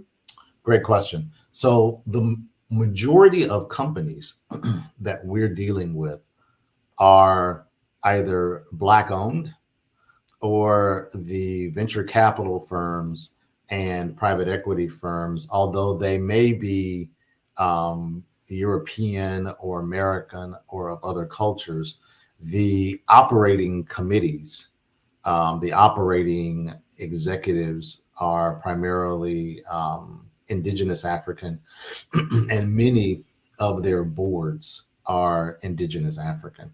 And so our focus, when we look at who is our target market for companies on the African continent, and to your point, there are many, many, many companies on the African continent that have primarily European boards. So we look for companies that are primarily have Indigenous African boards. Interesting. Great question. See, Marak is back. Hi, Marak. Thank you guys so much for sharing all of the insights. Henri, before we let you go one more time, where can candidates who are interested, companies who are interested in partnering with you, corporations looking for talent support, where can everyone find you? www.globalboarddirector.com, all one word, Global Board Director, or feel free to send an email to info@globalboarddirector.com.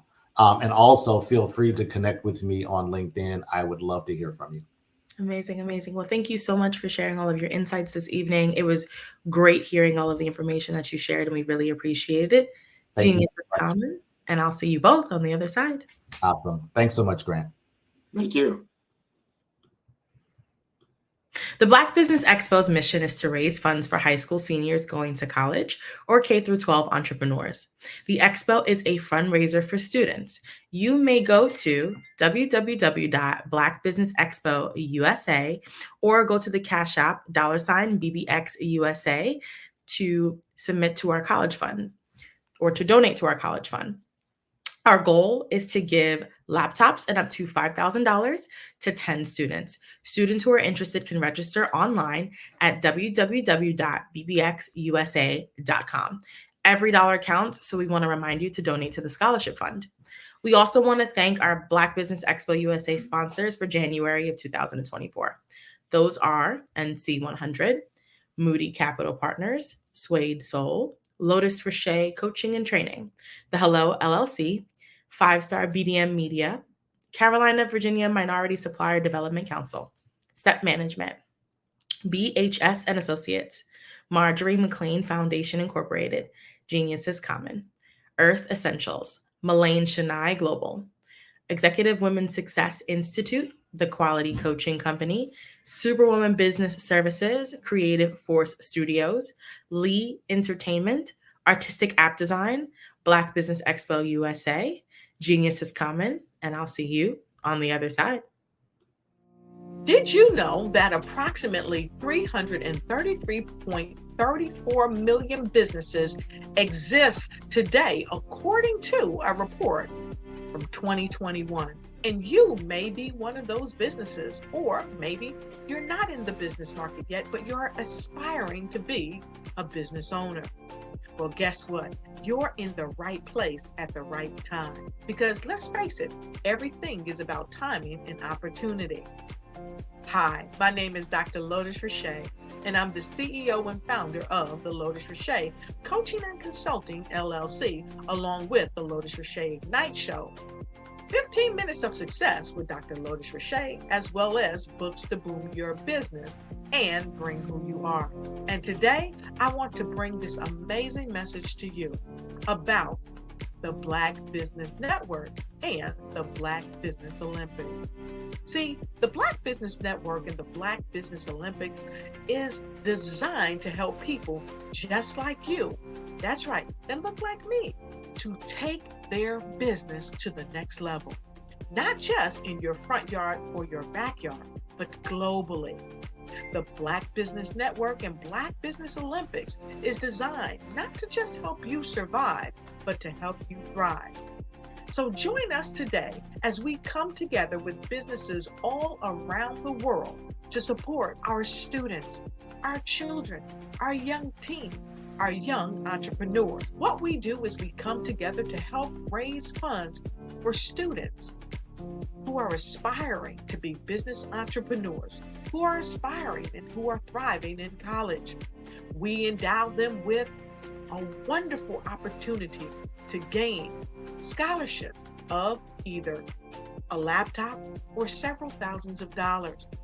And we invite you to help be a contributor to this amazing opportunity to help someone that looks just like you. So join us today at our website and let us connect with you and help you ignite and take flight in every area of your life on the Black Business Network and the Black Business Olympics. I'll see you on the other side.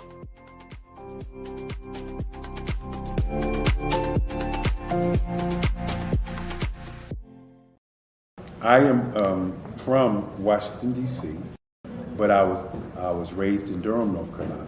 I came to Durham when I was about 5 or 6, and then I traveled back and forth to D.C. because it's where my people are from. One of the unique things about my family is my mother, she's also an artist. She does quilting, and she does a lot of artistic things. And then my son, he draws with both hands, his right hand and his left hand, like I do. So that's kind of a family trait. And then my other son, he's a videographer, and my daughter, she works, she's a regional vice president for Sunglasses. When you start out drawing and sketching, you want to continue to explore, each avenue. I do pastels, I do pen and ink, I do painting, I do acrylics. I haven't done oils yet.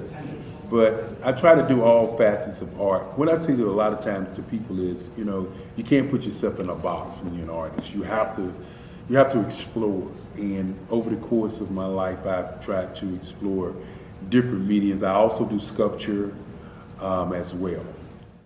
I choose my subjects by the intensity that they have in their faces, or the intensity that somebody is moving, because I do more than portrait drawings. I also do I do abstract, and then I do figurative drawing also. Well, what happened in this particular show is that I started out trying to come up with something that would be a little bit different than what everybody else is doing.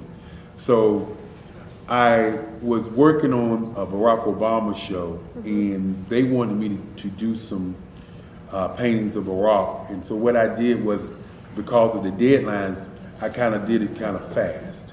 And then I realized when I was doing it fast, I enjoyed it. And so then I started doing other pieces the same way, and I started to enjoy those pieces also. And so I came up with this particular style. And it's a style of lines and colors. And what's interesting is that when I was in college, I did a show called Lines, Colors, and I talked about the boldness of the blacks, the hotness of the whites, and this is how this has come about, later on in my life. And the colors comes from a lot of the entertainers that I work with, where they wear different colors. They don't wear, your plain reds or your whites. They wear different colors, and so that's also another piece of what's giving me the colors. The subtitle of this show is Faces That Speak Life. That's real critical. Faces that speak life. Each one of these pieces is a life source and a life energy that's being put on display for people that are looking at it. I always say in terms of my art, it's not important that I draw them. It's important what you get out of what I draw. I don't try to just draw it because you like it. People wanted me to do prints. I didn't do prints. People asked me to do different people, but the people that I choose are people that make a difference in the lives of people in the world. So the human landscape idea was, again, as I say, the lines represent your emotions, it represents your ideas, and it represents your journey as a human being. And that's why you get the different pieces and the different looks. And as you notice, I try not to do one look that looks alike another look. And that's what's the most important part of this show.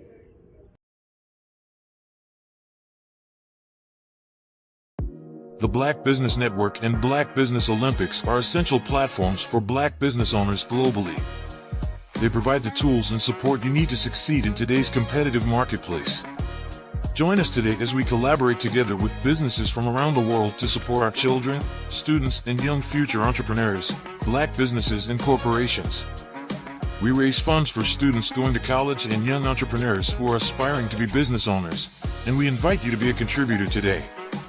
Visit the website www.blackbusinessexpousa.com to connect with and learn more about how the Black Business Network and Black Business Olympics can help you not only share your amazing business story to businesses, but also serve future generations. Hello, my name is David Jones, CEO and co-founder of the Hello LLC, where we help businesses build a culture, brand and experience, and leverage technology to pivot into Web3. Join the Black Business Network streaming live into Roku, Metaverse, STEM City, Black Multiverse Enterprises, Hulu, YouTube, iHeartRadio, Apple, Facebook, LinkedIn, Spotify, Twitch, and Google Podcasts. Tune in, turn on, and let's thrive.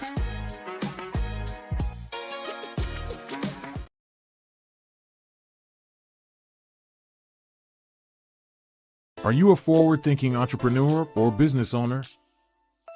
The world is changing faster than ever, and it's time to pivot and adapt to the future. Hello LLC is here to help you do just that. Hello stands for helping enterprises leverage leading-edge optimizations. Our innovative solutions can streamline operations, reduce overhead costs, and give you a competitive edge in a market projected to reach $5 trillion by 2030. By pivoting to the metaverse, businesses can tap into a rapidly growing market that is projected to be a significant part of daily life for 25% of Americans by 2026. As a full digital metaverse agency, the Hello LLC can help you create custom solutions to streamline operations, increase productivity, reduce costs, and drive brand recognition. Why should you pivot to the metaverse with the Hello LLC? By leveraging cutting-edge technology, you can provide immersive experiences for your customers, expand your global reach, and unlock new revenue streams. Contact us today to make the pivot. Why do I do what I do? You know, my life coach asked me that a few years ago, and she said, Tony, what's your why? And I told her, and she said, girl, you've already accomplished that. Perhaps you need a new why. Hi, Tony Harris, Amy Hoydu with Say It Said Marketing, one of your students, and just wanted to say thank you, Tony Harris, for spending so much time with me and giving me that boost in my business that I so drastically needed.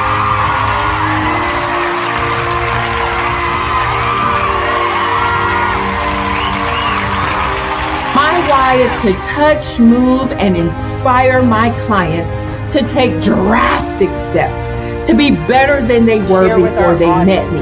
I'm a resource. I'm a connector. I want to help people build deeper relationships that are beneficial to their life and business. That's what I do best. So, first thing you got to do is show up. And speaking is a way to magnetically attract your ideal client to you. How many of you use social media that way?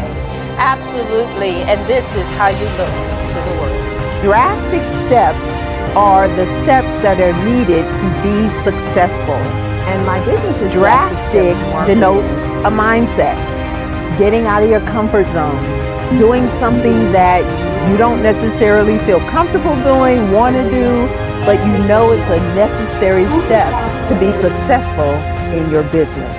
I get the most satisfaction when I see my connections flourishing into relationships long after I am gone. Hi, my name is Jasmine Augustine with Media Jasmine, and I've joined several networking and referral groups in the area. And Network in Action Northeast Houston with Tony Harris Taylor is one of the best organizations that I've joined. I love that piece of what I do, and it is what fuels my fire.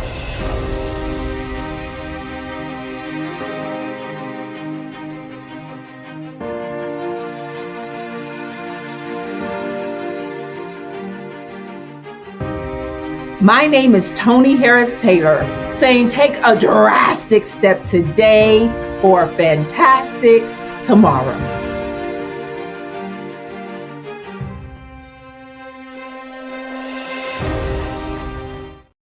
Follow the Brand TV broadcast host, Grant McGaugh, as he visits with top executives and entrepreneurs to find out their secrets of success with their personal brand. Follow the Brand TV broadcast host as he focuses on brand development to build better relationships, bring value to your business, relationships, and career. You will enjoy listening to each episode that is tailored to speak to you directly. If you're looking for this type of clarity in terms of building your brand, you have tuned into the right station.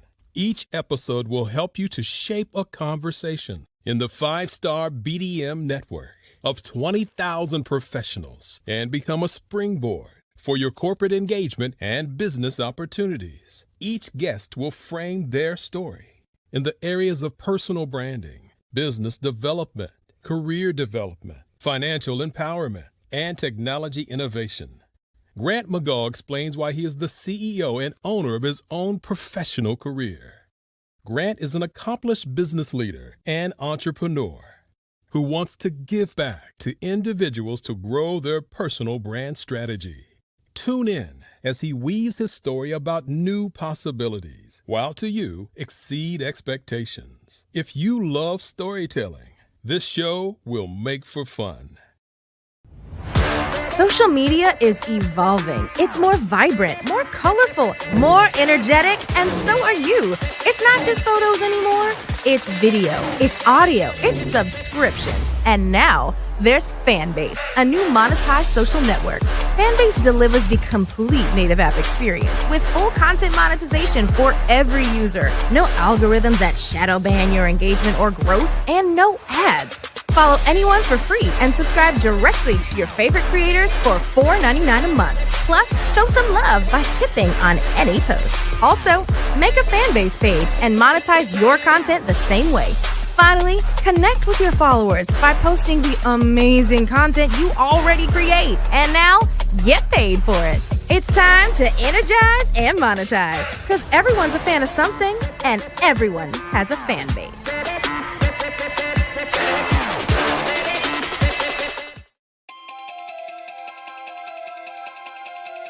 Could you live without income for the next year, 2 years, 3 years, maybe even 5 years? You might be thinking, well, that's a silly question. Well, is it? What if some medical event occurs in your life where you no longer can be the superstar in your household and generate that income?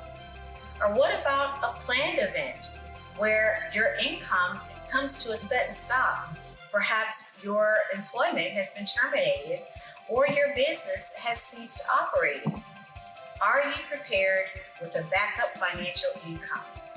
Or what about those voluntary events in life where you decide it's time to disconnect, perhaps retire, stop working? Do you have a backup income plan or something in place? I'm Sabrina Protic, your financial coach, helping you develop an income plan. Your financial tomorrow depends on what you do today. Connect with me for a bright and secure financial future.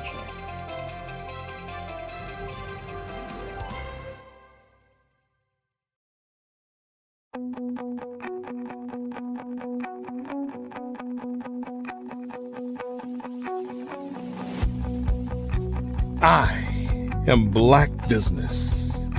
From the moment I wake until the time I sleep. Yes, I am Black Business. I am Black Business. Tell me, are you Black Business? I am Black Business. Do you support Black businesses? Listen, I support Black business because I am Black Business. Black Business Expo, one of the largest business showcases in the history of Black business in the world. The world! Sign up today at www.blackbusinessexpousa.com or call 919-308-9090. I am Black Business.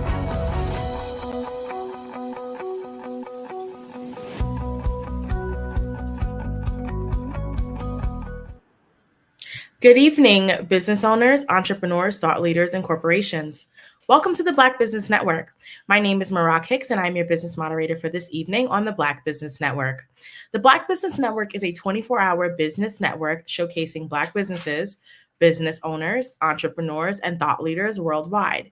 We have speakers from North Carolina, London, Singapore, Africa, Japan, and cities all over the United States.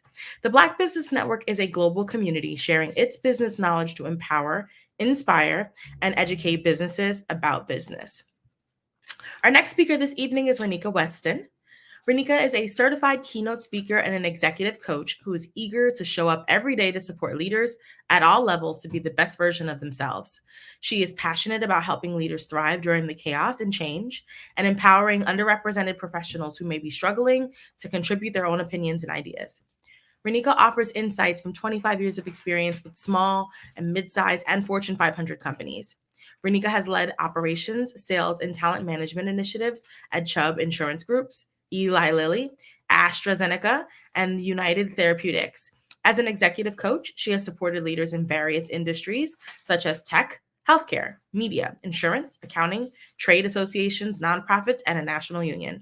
She is a proud Rattler and received her BA from the School of Business at Florida A&M University and went on to get her master's in strategic communication and leadership from Seton Hall. She is a SHRM, Senior Human Resource Management, SCP certified professional, and a PCC certified coach, and she has completed her coaching and training at the Institute for Transformational Leadership at Georgetown University. As a keynote speaker, Renika draws from various leadership concepts and coaching models. She talks about self-imposed limitations, changing the narrative to become more effective, and equipping audiences to go beyond their self-imposed limitations. Renika believes leaders must understand the ways people think, feel, and make meaning of the world because everything in it is constantly changing and evolving over time. She has been described as a dynamic storyteller, connecting to the hearts and the minds of others.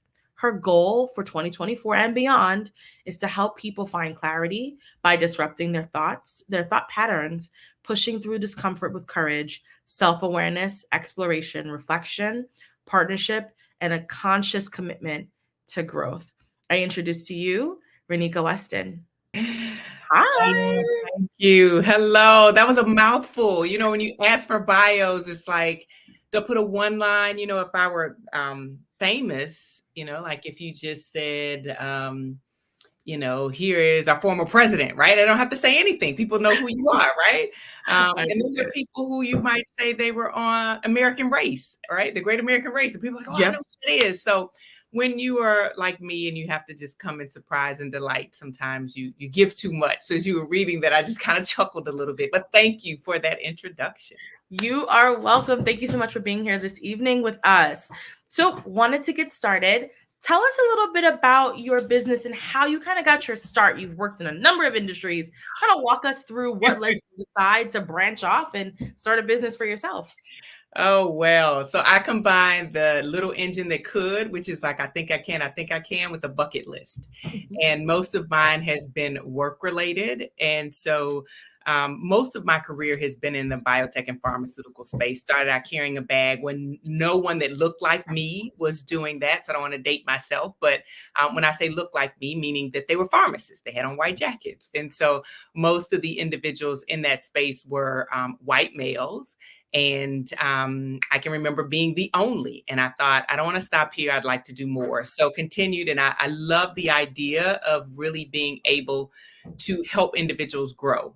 And so I can remember my first promotion was a sales leader. And I kept thinking, if these people go on and do great things, I might get to work for them one day. And so then I continued to say, I want to do a little bit more than that, moved in the learning and development space. So moved from a couple of different companies, being able to do that, and landed in HR. And I loved HR. My challenge with HR was the strategic nature of it. I had come from the business space where all we did was think about quarterly goals. And so I learned a lot from my HR colleagues, and they learned a lot from me. And every time I would get mad at work, and this is just a little piece of advice I say to people, you can do a lot of things when you get mad, but when I get mad, I go back to school, right? I go back and get a certification. I go back and get some education on them, because I know one day I'll leave. And so if I'm better than when I started there, I'll be more marketable. So the last time I got upset about something probably trivial, decided that I wanted to go back and pursue my executive coaching certification. And one of the reasons that I went to Georgetown was because I knew my company would pay for it, right? So it wasn't, I had no slight to any other coaching, but it was an executive leadership program. And so I brought a lot of those concepts back into the organization. And I kept thinking, I think I want to be a king and queen maker. That's what I think I want to do. Like I've run this race. I enjoy being in this space, but that's what I want to do. And so coached and facilitated for a while, and I'd never been on my own, had my own business, and decided I wanted to do that. And then I got this bug to say, I can only do so much one-on-one coaching, and I love that work. I can only do so much facilitating. But if I stand on a stage and there are more people out there, I can get my message out to many. So that has been my road from corporate space all the way to stages doing keynote speaking. Got it. Grant, I'm stealing your thunder. I was just really excited to talk, sir. I'm listening. I am listening. This has been wonderful. This is how you do it. Alrighty. Well, Genius comment. I'll see you both on the other side. All right. Most welcome. Most welcome. You are my buddy. We talk like twice a week, right? We are. We see each other virtually. It's funny, when you see a picture of someone, or you hear their thoughts, as we do oftentimes as we connect via on LinkedIn, you feel like you really know the person. So it's good to see you again virtually. And again, I do feel like I know you well. Well, we do, but it gives you that completion, right? You cannot be complete. I want our artists to understand the difference between a virtual meeting, let's say, and then that one-on-one type meeting, or at least that visual representation. A lot of times you're dealing with someone on a social media platform and you're exchanging a lot of text for the most part, and you're seeing some imagery go back and forth, but it's not always that one-on-one. So it's always good. This is almost next to good of being in person, that I get to see you. And I'm so impressed with your particular history, what you're doing, and that you come to join us on the Black Business Network. You are wonderful. Yeah. We're not going to let you get away, because you got some experiences and some knowledge that we can all benefit from. You alluded to that a little bit with Marak. We want to talk to that age group that Marak is in, because we need to get our next generation up to speed and gaining the confidence. You talked a little bit about navigating all these different hats and going through all these different corporations and getting opportunities to go to some very prestigious coaching classes. What was the thing that motivated you to navigate through all those different circumstances? That's a good question. I always wanted to learn from the best. And best is sort of, what you think is best, what I think is best might be different. But in my mind, I always wanted to learn from the best. And I used to run a lot. And I remember the first time I ran a 5K, I was like, I'm not going to make it. And I saw this woman ahead of me and I said, that's my bunny rabbit. As long as I can keep sight of her, I'm good.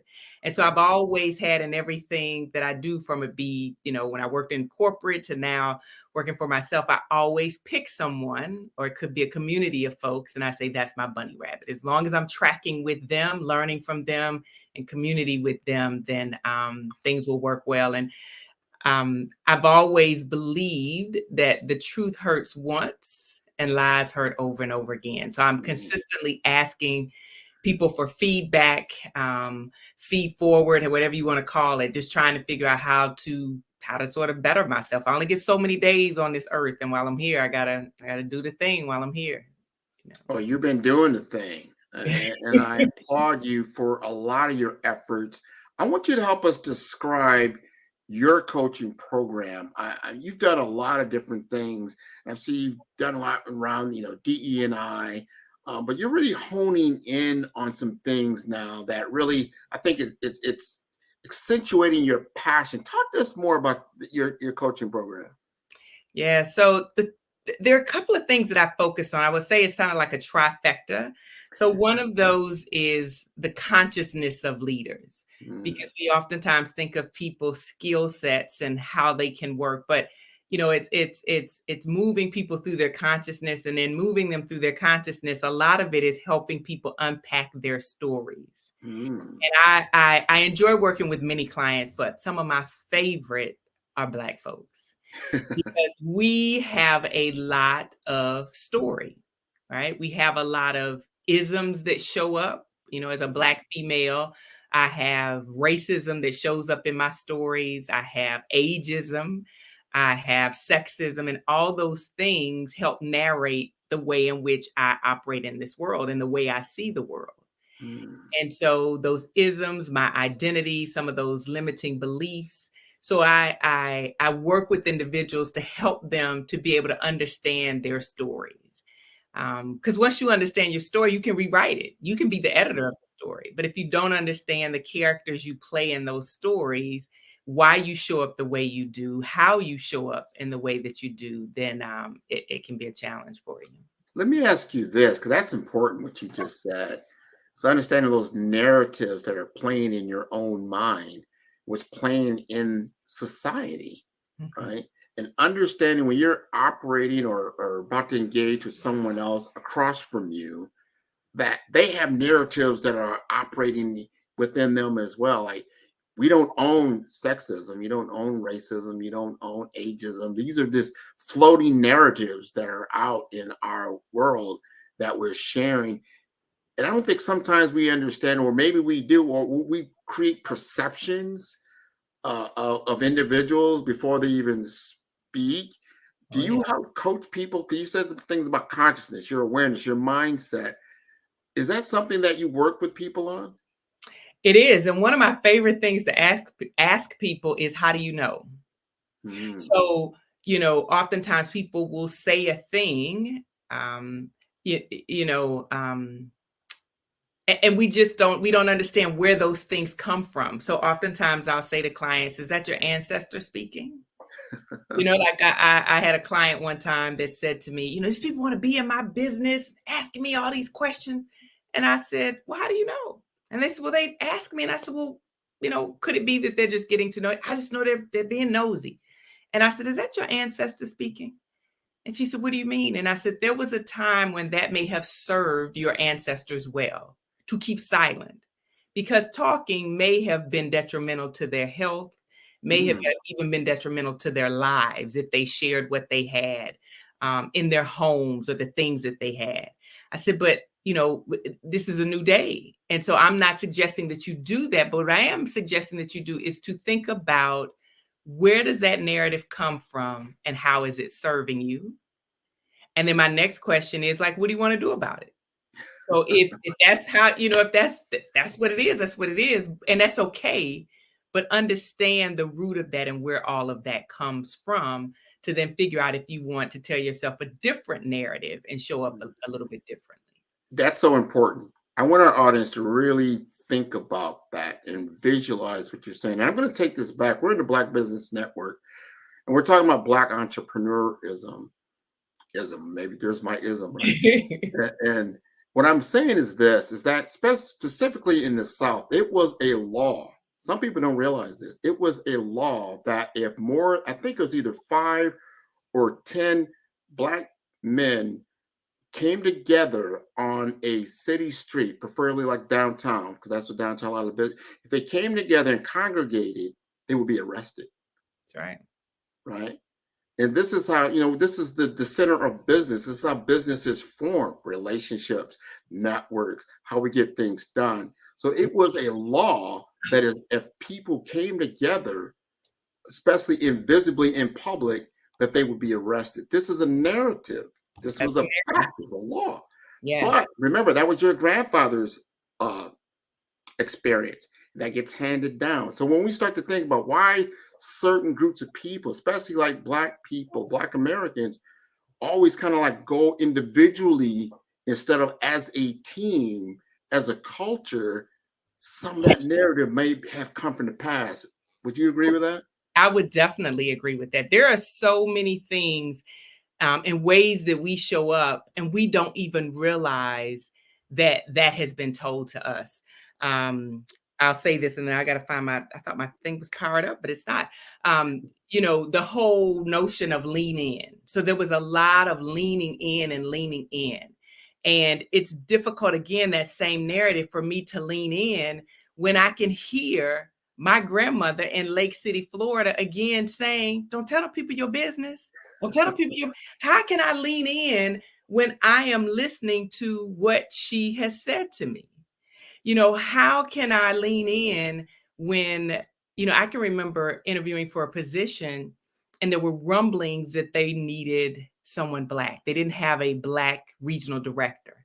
And so if the story that I'm telling myself is they're only hiring me or they're only they're only bringing me in for this interview because they need a Black female, that's a narrative that's going to show up when I'm sitting there in that interview. Can't help but show up. Yeah. Man, see, now we're getting into some real discussion. You want to talk about it? Let's talk about it, right? Let's talk about it. It's unpacking your inner self, but unpacking, and I've seen this narrative play out over the last year or more and more. And then we're starting, I love what Dr. Kelly's done around getting this network going, because the narrative that I saw, and I really was getting upset about it. Every night I turn on the news to get what happened in the community. Every single night, there's a narrative around a young Black man in trouble. Yes. Every night. Yes. And he said, well, maybe that's only in Miami. That's where I live. No, every city I travel to, every single night. So you're going to tell me we are 15, 16% of the population, but we are 99% of the criminality that's happening in this country that you want to report on every single night? Mm-hmm. Really? So this is the narrative. So when you work with somebody, you have this narrative, someone else does, and then you're going into the workplace and all these things accumulate. And then when we get things like George Floyd and what happened, and then if you work from home, maybe it's not as bad. But think about it, you go to an office and you're surrounded by all kinds of different people. And here you are, you have to represent not only yourself, but your entire culture. How about that? So let me ask you this about that representation, because that is a narrative that we tell ourselves. If I don't show up, or if I don't perform, that's ruining for everybody behind me. And I actually said to an employer one time, because I was the only, and I asked them the question. I said, I know I'm the only person here. What do you think about that? And they pretty much didn't think much about it. And I said, if I don't make it, if I'm not successful, would that hinder you from hiring somebody else that looked like me? Mm-hmm. They kind of thought about it, and I asked them, I said, please don't let it. Please don't let it, because I am an individual, and that's a lot of pressure for me in this role, to have the pressure of being new as a leader and also have the pressure of knowing that if I don't make it, that you will not hire anybody else that looks like me. So just promise me that. You don't have to promise me anything else, but promise me that. And they were shocked a bit and said, okay. And in that moment, whether they made good on it or not, I could breathe. I could be Renika and show up and do the things that I needed to do, versus having the weight of my people on my shoulder with every decision that I made. I love that, man. You have to be your authentic self. Yes. But you do have to bear some of that to certain people, because if you know that they're consuming this kind of information about you culturally, whatever you want to call that, every night, so you know you're already weighted in a certain area. And they're not like, hey, I couldn't sit down at a person from Asian descent and think I truly understand their culture or what affects their culture and all this stuff. So I have to go through that. I have to learn things. You're a human resource professional, so you kind of understand where I'm coming from, but you still have to have a certain humanity that of commonality, the human instinct about certain things, but understanding what the belief systems are around the people that you're dealing with and yourself and how that all plays out. So I commend you for what you do, because you sound like somebody like, we need to get on the couch, right?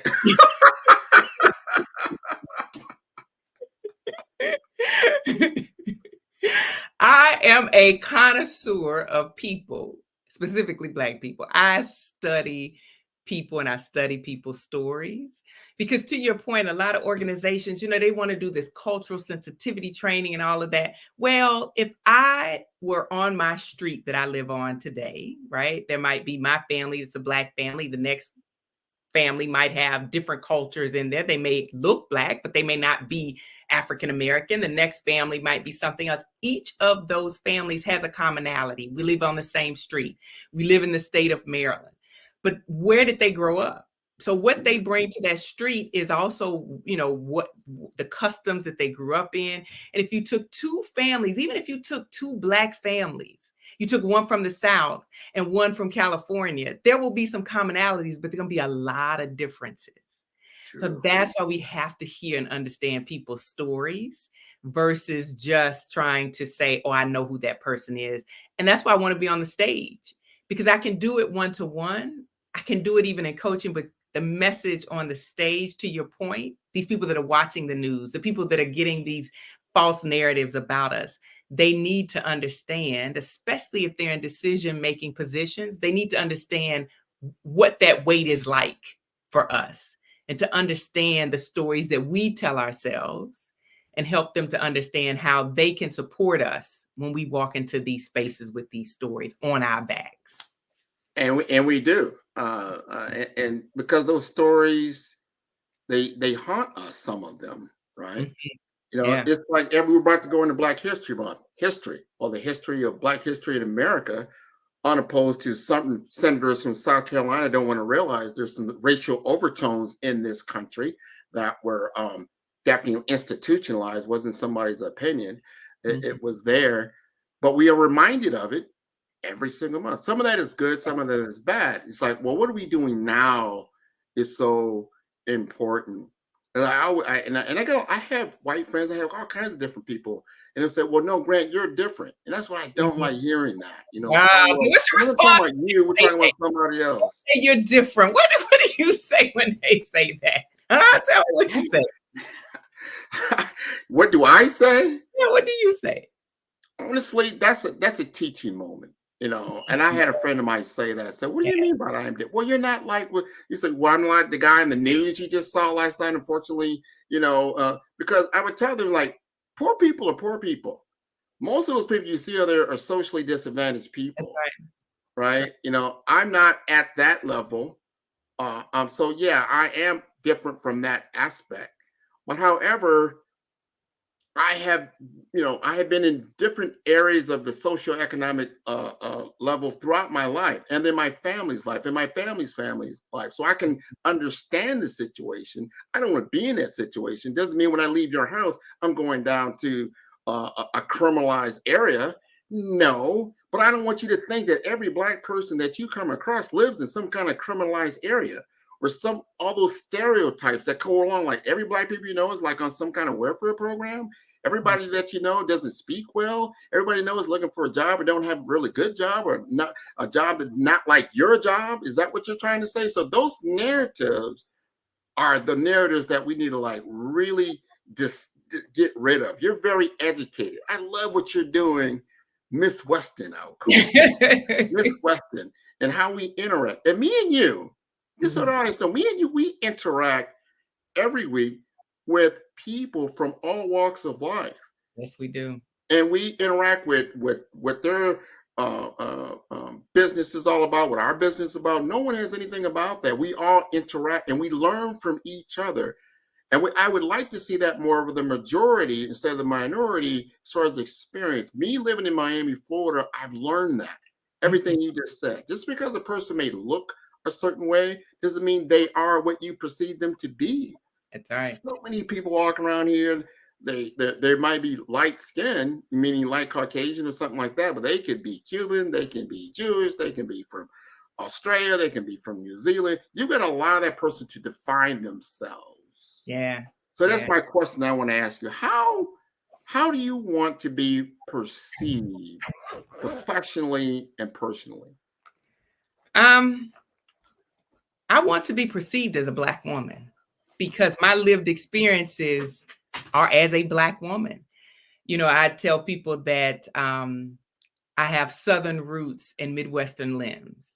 So I'm from the South. So the way that I see the world and the accent that you hear is the South. So first and foremost, I want to be perceived as a Black woman. I don't shy away from that. That is who I am. But I also want to be thought of as someone who's a professional, who brings a bit of experience, and one that is very curious, because I am that's just who I am. And I think that's enough. Once people meet me, they can figure out who they want me to be or what they think I am. But those are the things that define who I am. Curiosity. I got to say a mother, because my son, if he watches this, he says, you didn't even say you were a mom. Yeah. So those will be the things that are important. Yeah. Well, let me ask you this, and I hear this a lot. And, you probably heard it, imposter syndrome. And I want to define it a little bit. Meaning, can you be your authentic self in your work environment? Or do you have to assume a role that then you have to come in and out of during certain parts of the day? Oh, great. I've got to charge this right here, but I'm going to answer this question because I have got to answer this question. So I'll talk as I'm plugging this in. I don't know why I get a different charger, but so the question is, can you be your authentic self? Yeah. And I would say yes, but understand that there could be consequences for that. So as a kid, I remember telling my father, people are not going to tell me who I can be and what I want. And he said, well, they're going to control you a little bit. And I'm like, no, people won't ever control me. He said, well, depending on how much you make, they'll control where you live. They'll control what type of car you drive. They'll control the restaurants that you can go to. And I thought, well, that is true. So there are consequences when we say we want to be ourselves and we don't want to conform. And I do believe that you do have to be your authentic self. You have to show up in an authentic way. But the challenge with that oftentimes is people are not connected to their values. So if I know what my values are, my values come out in who I am. If I espouse family and I say family is important to me, my authentic self says at 6 o'clock, I got to get out of here. I got to go to my son's football game. I'll catch you at 9 when it's over and I can get him something to eat and we can get back home. But the authentic Renika who values family, that's what I got to say. If I left the company because of my values. I didn't realize it at the time, but they said that they valued creativity. That was part of their mission statement and all of this. Well, something happened and they couldn't pivot. And I kept asking them about, where's our creativity? Why can't we do this? And they just couldn't. And I couldn't, to me, it was like they had lied to me. Right. And I just, at that moment, I started looking and I left that organization because of that. So my authentic self would not allow me to be a part of something that was clashing with my values. I didn't know it at the time because I don't think I knew what my values were. But I think to be your authentic self, you have to figure out what's true and what's important to you. And once you figure that out, it's like a freedom that nobody can take away. They just can't. Do you feel that? I feel Marak is listening. I feel Marak need to come on camera. I want her to join this conversation because I think it's so important that our generations get an understanding, because I've heard it so much from our 20-year-olds, our 30-year-olds, or I see a lot of like they're throwing a lot of excuses of why this didn't happen or why that didn't happen, or it was them, it wasn't me. It's a fine line of things you have to understand, but you have to be grounded, is what I heard. Grounded. And so, Barack, I want you to join this. Have you been listening? I have been listening. Don't tempt me to go to good time. As soon as I heard my name, it popped up.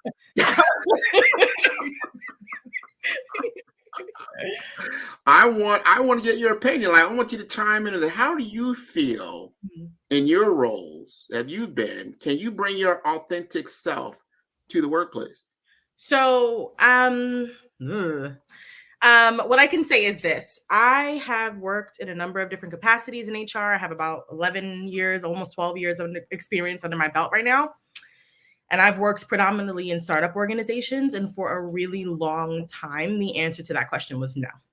I've been in experiences where I've been the first, the only, and I mean the first Black person, the first Black woman, the only Black person, the only Black woman, and having to navigate conversations and experiences, being an intersectional person, understanding that I am Black and I am also a woman.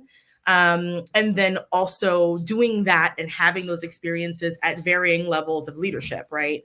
I've been at the table and still having experiences where I couldn't bring my full self to work every day. So that's kind of why I started my business, because I've come to understand from my perspective, if I'm the CEO, I show up as who I want. So that's number one. I think number two, it also means in my direct experience working with clients who work with me, you are understanding that I'm coming to you and I'm bringing a service. And that service is creating experiences for organizations where they can bring their full selves to work. And I do it unapologetically because I have my own business. So I show up as HR in my leggings. I'm wearing leggings. I got on UGG boots. And that's just it. And while, people typically have a visual for what HR professionals look like, I'm looking to come in offering this service, breaking barriers, breaking perspectives and perceptions. Because if I don't do it this way, I'm always going to fall into that gap of never really getting to be authentic. And I don't think that that was fair for me.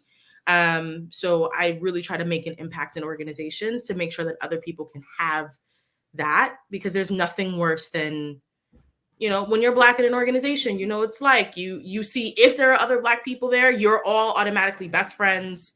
Everyone's asking if you've known each other for years. Oh, you guys have been friends for a long time. We're like, we met 2 days ago, right? So taking that into consideration, it's just been really important to me to make sure that as I'm working with these companies and these clients, that I'm visual, that people know who I am, that they know what I do, and that I do it authentically as myself. Because then if I'm doing it in a leadership position, one, it's freer for me. And then two, it all opens the door for other people to bring their full selves to work as well. Yeah. All right. What do you have to say? We just heard it from I'm going to say your exact age, but you're what, 30 something? I just turned 32.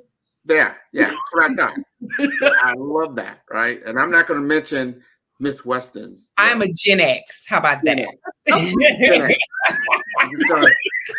fine as well, right? So there's generational, philosophies, experiences, but everything. But what I've heard from you, and I think I've even seen it from both of you, is the entrepreneurship. It's like, I can be better running my own ship than being a part of a ship.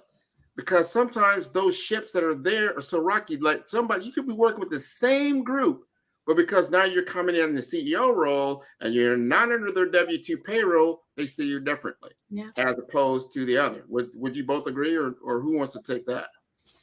I 100% agree. Yeah, I would definitely agree. There's a different sense when it's yours. Yeah. And I am thankful for all of the exposure. Because if I had the opportunity to have a nonprofit, it would be called Expose Me. Yeah. because I got so much like I would take things back that I would learn at work to my friends, to my relatives, restaurants I would go to that I knew I wasn't going to go there if I was paying for it, but the company was paying for it. So there's so much exposure, training, all types of things that I got in the corporate space that I am totally grateful for. But I think just like with anything, even in a relationship, you can outgrow it. Yeah. And I think some people outgrow corporate America. I think there are other people that stay and they wait until the corporation says their expiration date.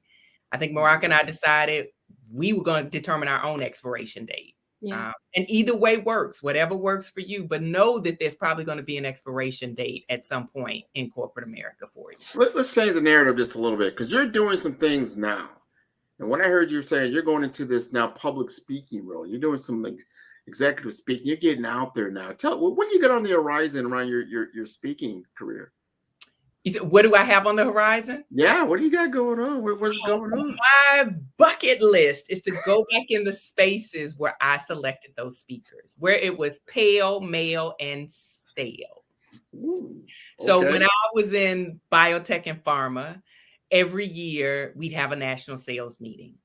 And it was, no slight to anybody selling Amway because my parents sold it, but it was like an Amway meeting. You know, everybody, they get all excited. And we bring in these speakers, and many of them were rah-rah. Some of them were thought leaders, but a lot of them were rah-rah. I sat in the room. I helped to write the checks. I helped to select those people come on the stage. And in my tenure of 20 plus years, and I served on a board with a trade association, did the same thing, bringing people in. I may have seen a handful of people of color. Of color in my hand. And Black, I remember one man who had been formerly incarcerated, who was now a chef, maybe an ex sports person, football, basketball, no slight to that. But my thing was, you know, that's what I want to do. I want to get on the stage, and I don't want to rah-rah inspire people. I want people to lead transformed. I want the message to be a message that leaders and the people that they lead can hear, and they will walk away being different. They will see each other different. They will interact differently with each other. So that's how I got to it. So, Marak, if you went to this conference that she was going to be a speaker at, how would you feel about that? I mean, that would feel great. I've been in the seat at those conferences. I've also planned a few, and very seldomly do I get the opportunity to see someone who looks like me, right? In a professional environment, leading a conversation, a discussion, a thought, a topic to kind of rev up a team or to really transform a perspective. That doesn't happen often. Working the conference circuit and being a speaker, I've seen that there's often not a lot of us in the room. So that would make me feel incredible. I would be super hyped for that. I think that's important. And that you're breaking down some walls out there, some glass ceilings out there. I know there are other Black female speakers, but like I said, there's not a lot. And you don't see them as visible as I would like. Especially like I work a lot in the healthcare realm. A lot of healthcare. 70% of the workers in healthcare are women. Why would you not have a woman speaker? And of the workers, I mean, the entire population is probably 30 to 40, maybe even 50% in certain areas that are people of color, right? So representation does matter if you want to get across a message, and that's going to resonate. It's going to speak directly to the people. Like, so you don't want to just rah-rah something like when you go walk out the door 3 days later, you don't even know what they're talking about. What's something that's actionable, something you can relate to. So I like where you're going with this. You've done a lot of different things. We got about another minute left. Leave us with some last thoughts before we part. Oh, wow. I think the one thing that I would say is that although I've done a lot of different things, I'm no different than anyone else. I think you just have to be intentional about what you want to do. You have to think about, what do you want your legacy to be? Oftentimes we think about, what are they going to say at my funeral? What will be on my tombstone? It's like, what do you want your legacy to be? And when I lay down to rest, I want to say that I have tried it all. So the next thing is a book, right? Everybody's like, oh, I want to write a book. I want to write a book. I'm like, it's enough books on the shelf. And I heard, I think her name is Lovey Jones. I was at a conference at the Executive Leadership Council. And she said, she gave a percentage of the number of authors that are white males. And one of the things that I thought about is there are rarely any business books written by women. Brene Brown, EQI, I can't think of the woman's name now because time, is on my, I'm like, but there's probably 3 or 4 books, business books that people refer to that are written by women. Black women, nothing out there. Nothing out there that makes the top list for Black women. And so I am in the lab right now. I love fables. And so I would love to write a fable. When you think about 5 dysfunctions of a team, it's a fable. There are a lot of fables that are out there, the business books. So because I love fables, I love to tell stories. I'm in the lab trying to figure that out too. Awesome. Before we leave you, I'm sure Mark is going to ask you this. How do we get in touch with you? That's well, you can just go to my website. It is www.yournextthought, NEXT thought. So wouldn't you think that's it? So it's yournextthought.com, or you can look me up on LinkedIn. I don't think there are a lot of Renika Westons. It's RANIEKA WESTON. Yeah, thank you. Awesome. Thank you so much, you guys, for joining. This conversation was exciting. I was in the background bouncing around. And thank you for inviting me back to talk. I really appreciate you for sharing all of your insights. It was great. I've connected with you on LinkedIn. And with that said, genius is common, and I'll see you both on the other side. All right. Have a great evening. Good night. Good night.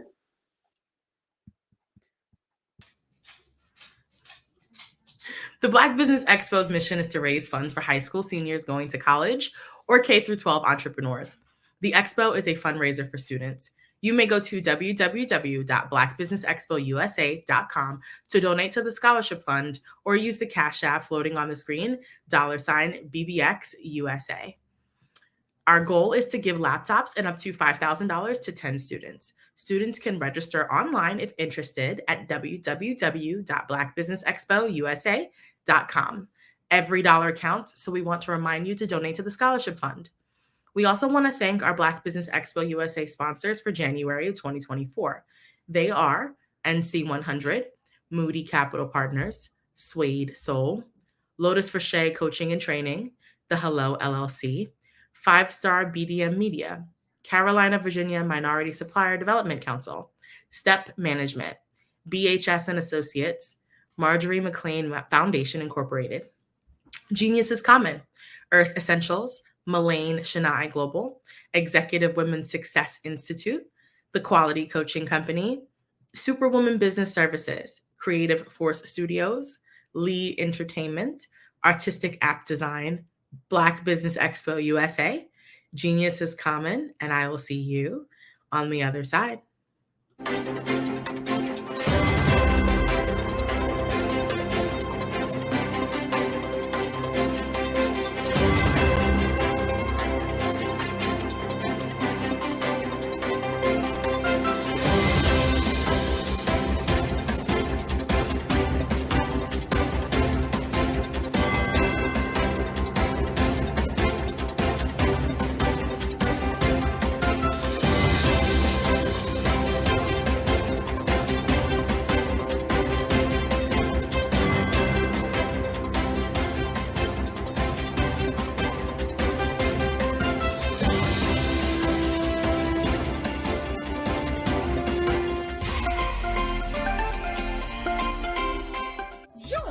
Dr. Eric Kelly III and a host of phenomenal speakers from all around the globe for this 7-day virtual event that you don't want to miss. The mission of the Black Business Expo is to raise scholarship money from kids all the way from high school, all the way from college. The Black Business Olympics is one of the largest Black business showcases in the world. It is an opportunity for businesses and companies to showcase their businesses globally. we are going to be giving away laptops up to $5,000 away to students. Again, I'm Olivia Appleberry, the founder of 2 Cents Finance and one of the speakers for the expo. I am so excited to see you there. For more info, go to www.blackbusinessexpousa.com or call 919-308-9090 and hope to see you there. I am Black Business. From the moment I wake until the time I sleep. Yes, I am Black Business. I am Black Business. Tell me, are you Black Business? I am Black Business. Do you support Black businesses? Listen, I support Black business because I am Black Business. Black Business Expo, one of the largest business showcases in the history of Black business in the world. The world! Sign up today at www.blackbusinessexpousa.com or call 919-308-9090. I am Black Business. I am Black Business. From the moment I wake until the time I sleep, I am Black Business. I am Black Business. Are you Black Business? I am Black Business. Do you support Black businesses? I support Black business because I am Black business. Black Business Expo, one of the largest business showcases in the history of Black America in North Carolina. Sign up today at www.blackbusinessexpousa.com or call 919-380-9090. I am Black Business. I am Black Business. From the moment I wake until the time I sleep, I am Black Business. I am Black Business. Are you Black Business? I am Black Business. Do you support Black businesses? I support Black business because I am Black business. Black Business Expo, one of the largest business showcases in the history of Black America in North Carolina. Sign up today at www.blackbusinessexpousa.com or call 919-380-9090. I am Black Business. I am Black Business. From the moment I wake until the time I sleep, I am Black Business. I am Black Business. Are you Black Business? I am Black Business. Do you support Black businesses? I support Black business because I am Black business. Black Business Expo, one of the largest business showcases in the history of Black America in North Carolina. Sign up today at www.blackbusinessexpousa.com or call 919-380-9090. I am Black Business. I am Black Business.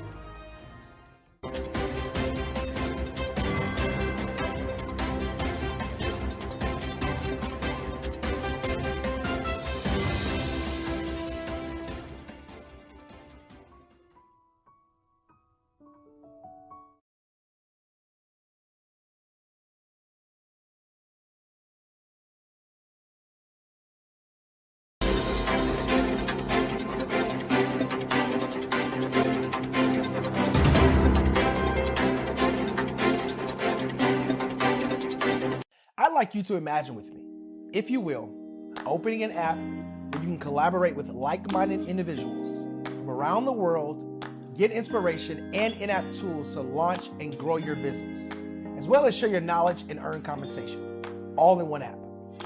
Well, the name of that app is Truso, short for Truly Social. Hi, I'm Matthew Newman, the founder and CEO of Truso.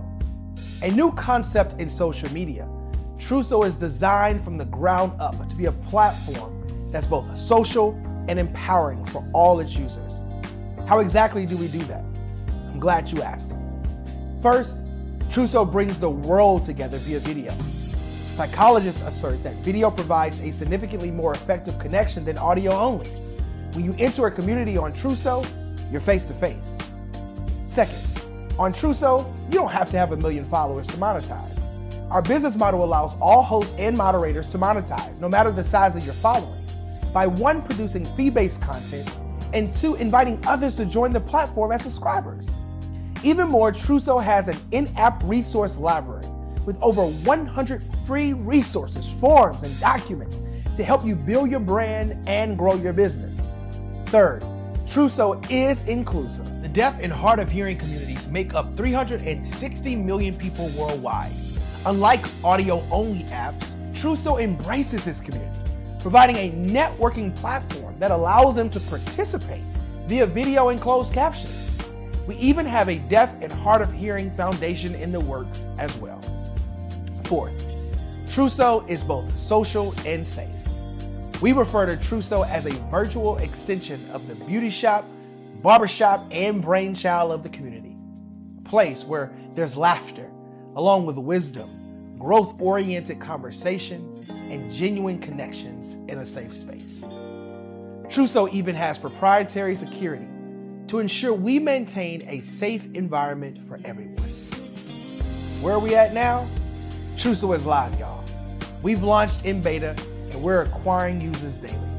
We have an incredible development and marketing team, plus amazing celebrity influencers at the table, helping us spread the word around the globe, beginning within the African diaspora and beyond by creating a safe space for growth, connection, and collaboration. We're truly excited about Truso. We've created something special for which there is a global market. And we invite you to embark on this journey with us as a shareholder. The future for Truso is truly bright. Join us and let's go there together.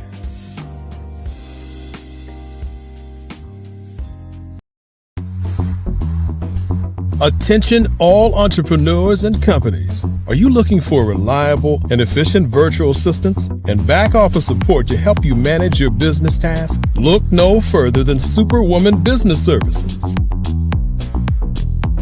Our team of virtual assistants provides a full range of administrative support services, including operations management, social media marketing, and much more.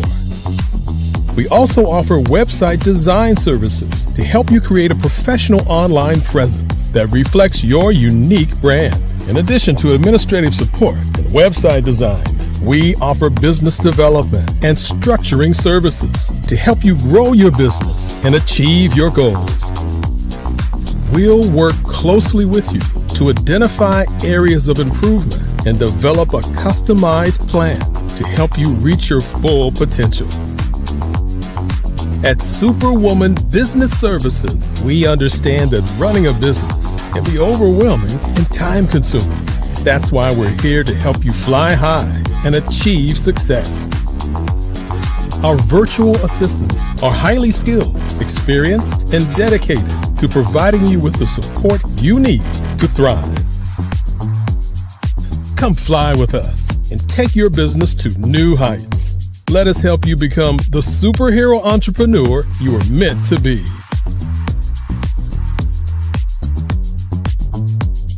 Contact Superwoman Business Services today to learn more about our back office support services. Come fly with us and take your business to new heights.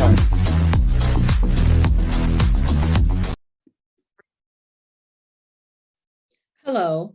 I'm Dr. Madeline Ann Lewis, President and CEO of the Executive Women's Success Institute. And my genius is helping women accelerate the path to success. You know, I was blessed to have strong women in my life who encouraged, motivated, and pushed me to do my best and to never even think about giving up on my dreams. So I say to women, we must show up to rise up. We have talents and potential, but who will see them if we don't speak up and get noticed? I know that women are a tremendous resource on this planet, and there is nothing more fulfilling than helping a woman tap into her full potential. I do this because I want to be a part of helping as many women as I can to show up, to rise up. I do this because genius is common. Art to me is a creative expression of something from nothing. You know, it explodes onto the canvas, or it explodes on in my work. One of the things that I try to do more than anything is I try to just give the lines and the movements and emotions and expressions into what I do. Art really means to me a chance to express how I feel deep down inside. Most of my art begins as a thought that I might have, you know, whether it's sports, whether it's history, whether it's a woman or a man. It pretty much starts as an idea of thought before I get into the actual image of what I'm going to draw. I do a lot of historical pieces. I was a history minor in college, and I love to do history pieces. And a lot of times I'm thinking about history, and then I try to make that history impact you as you look at it. That's one of the reasons I do pictures so large. People ask me, why do I do pictures so big? And I tell them, I want the piece to impact them as they're looking at it, to kind of dominate them, dominate their space. And most of my pieces I try to do off page. I don't try to do anything that's going to be in those four corners or in a square. And I want your imagination to be a part of the piece that you're looking at.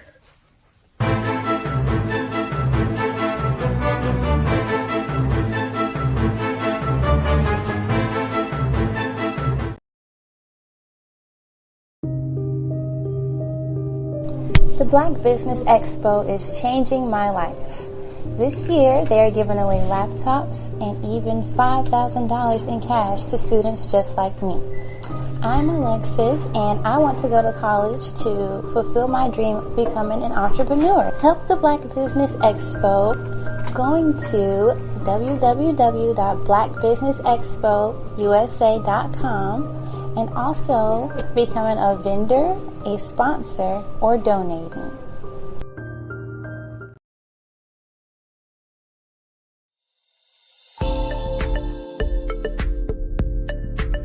Ignite your life and seize the new year by effectively planning it with your 2024 Ignite and Take Flight Planner.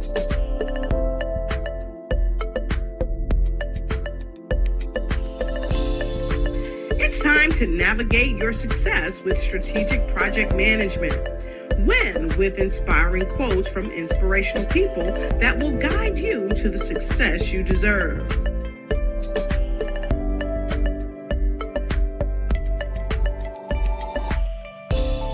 And don't forget to track your dollars, habits, empowering notes,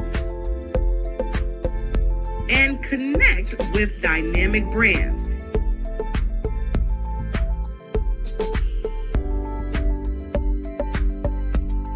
It's never too late to start planning your success. Get your copy now.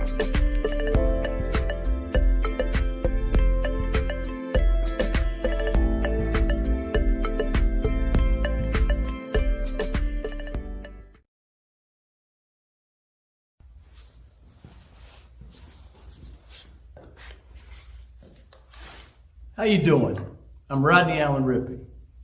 Yeah, the child actor. Well, now, leading man. Some of you might remember back in the day, the Harlem Globetrotters popcorn machine. Remember that? Well, it was a Saturday morning special that would come on, and I was there with Geese and Tex and Meadowlark Lemon. Remember the show? Well, I had a great time. And I have to say a huge, huge thank you to all my fans out there. Thank you for all the years of support. I went on from the entertainment industry. I started getting into producing and directing. And now, hey, here I am. I'm a studio executive here in Burbank, California at 2526 Studios. I have to say, it's been pretty good, but the best is yet to come. Please stay encouraged. Keep reaching for your dreams and never forget that genius is common. Remember that. Genius is common. No matter what anyone says to you, no matter how tough the road may get, keep striving. Keep reaching for your dreams.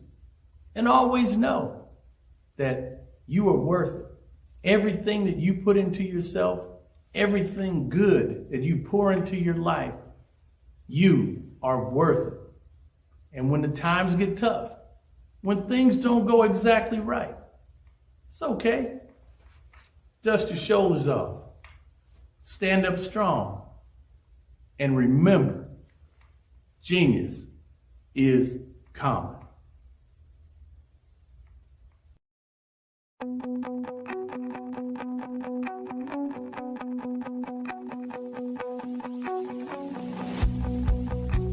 I am Black Business. From the moment I wake until the time I sleep. Yes, I am Black Business. I am Black Business. Tell me, are you Black Business? I am Black Business. Do you support Black businesses? Listen, I support Black business because I am Black Business. Black Business Expo, one of the largest business showcases in the history of Black business in the world. The world! Sign up today at www.blackbusinessexpousa.com or call 919-308-9090. I am Black Business.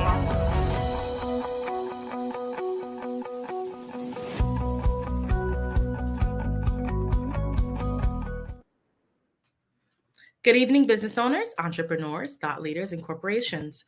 Welcome to the Black Business Network. My name is Marak Hicks, and I am the founder and CEO at Miracle Recruiting. I am your business moderator for this evening on the Black Business Network. The Black Business Network is a 24-hour business network showcasing Black businesses, business owners, entrepreneurs, and thought leaders worldwide. We have speakers from North Carolina, London, Singapore, Africa, Japan, and cities all over the United States. The Black Business Network is a global community sharing its business knowledge to empower, inspire, and educate businesses about business. Our next speaker is Jean Baker. Jean is the Director of Corporate Affairs for Art and Kingsley Agency, co-host of the Keynote podcast, and past host of Jean's Tune-Up Time, the ultimate discussion about leadership. An accomplished and seasoned sales leader, Jean has a wealth of experience with over 22 years in sales, 20 of which were in sales leadership positions. He is also an accomplished coach and leadership facilitator with an award-winning background in sales training. He is a certified partner with the Management Research Group, the Global Speakers Platform, and the John Maxwell team, and is available to consult with individuals, corporations, and nonprofits. He holds numerous professional certifications in emotional intelligence and leadership behavior analysis, including DISC, LEA 360, IDI, and Discovery Insights. He's also a certified facilitator and DEI courses. Based on his experiences, leadership behaviors, and training certification, Jean brings a unique understanding and approach born out of leading coaching, and developing many teams and individuals through significant organizational change while keeping a strong focus on driving high levels of performance, employee engagement, and positive culture. His training background has provided him valuable experience in Salesforce expansion, curriculum development, training, workshop development, learning behaviors, and workshop facilitation. Gene is known for having an immense passion for bringing the best out of people and helping organizations achieve high results through leadership and excellence. I now present to you Gene Baker. Hey, Gene, how's it going? Hey, well, thank you for that. It's going great. Of course, of course. All righty, well, I will leave it to you. Genius is coming, and I'll see you on the other side. Absolutely. Well, good evening and congratulations to all of you who are here right now. Some of you may have been on the platform for morning, noon, and now this evening session, and you have heard some amazing speakers. And I'm so honored, I believe, to kind of close this down for this evening. And what we're talking about, what I'm going to talk about, and I wish I could have a conversation with each and every one of you, but what we're going to talk about is leadership. Why leadership? Because leadership matters. Just think about when you've been in a situation and you had a terrible leader. What were you thinking of doing that whole time? Probably leaving, right? That happened. It is happening. Everyone's heard of the Great Resignation. It wasn't just for leadership, but people were leaving the corporate world in droves. But leadership matters in keeping people and attracting people to your organization. That's why it's so exciting to me to talk about leadership and really help leaders be the best that they can be. Too often people are put into leadership positions and don't have any experience and any knowledge of how to really lead. Maybe they were talented. They probably were talented in what they were doing, which is why they got promoted in the first place. But they haven't then gotten training and skills in how to be the best leader. And that is a huge gap in a lot of organizations. So what we're going to do is kind of break this down a little bit and talk about not just what is leadership, but the impact of leadership, and then what we can do, what you can do to improve your leadership capabilities. So let's talk about leadership a little bit. As it relates to employee turnover. What's the turnover? Just last year, the average tenure of an employee was 4.1 years. So workers aged 55 to 64 had an average tenure of 9.9 years. Workers aged 25 to 35 had an average tenure of only 2.8 years. Let me say that again. Workers aged 25 to 34 had an average tenure of only 2.8 years. We're going to talk about that. Moreover, men had longer average tenure than women at 4.3 years versus 3.9 years. So the shorter tenure for younger workers is really a threat that's not just today, but it's going to be a threat for years to come, because that generation X is now not the largest generation in the workforce. Millennials are the largest population in the workforce. Who are millennials? For those who need a refresher on it, millennials are aged 27 to 42. So Generation X is 44 to 59. So millennials are leaving, or at a large rate, they only have an average tenure of 2.8. That has massive implications to your organizations. Maybe you have your own organization. Maybe you're working for an organization, you're a leader there. You need to understand what are the needs of your millennial sales force or workforce, and what are your needs of your overall sales workforce, right? All right, so what's the cost? I mean, why should you think about that? Yeah, people are going to leave, but you might say, well, so what?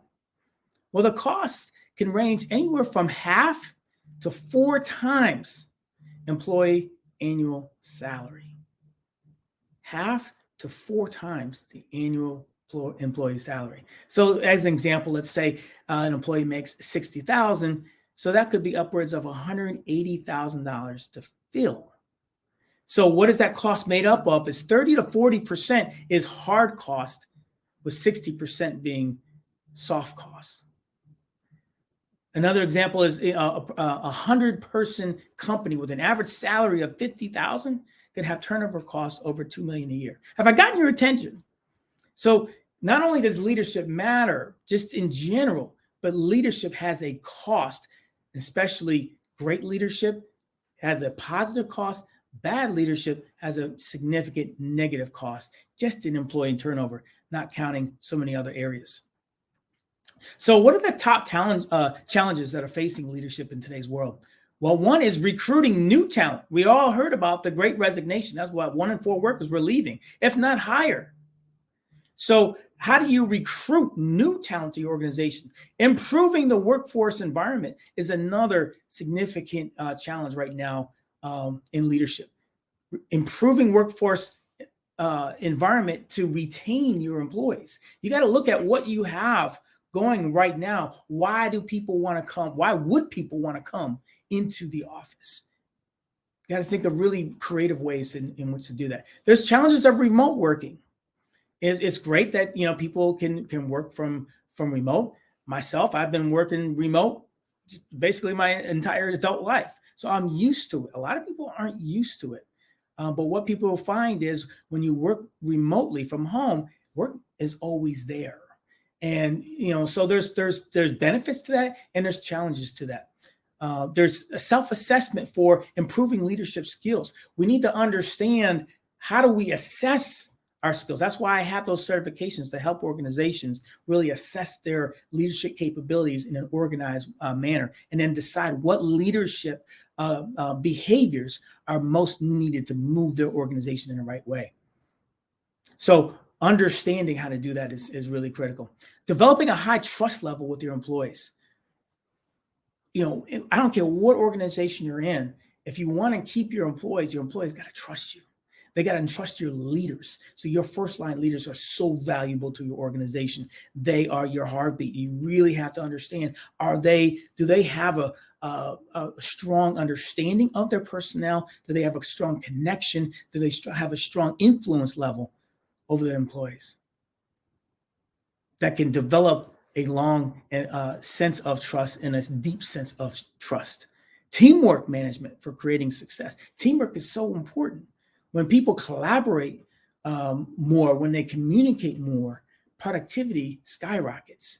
But people have to feel welcome. They have to feel wanted. They have to feel that they're valued. They have to feel that the organization cares for them. So all that goes into creating strong teamwork. So you have to really think about, how are my teams collaborating and communicating with each other, whether it's remote or live or a combination of two. And then lastly is evaluating potential performance. Evaluating potential and performance, I should say.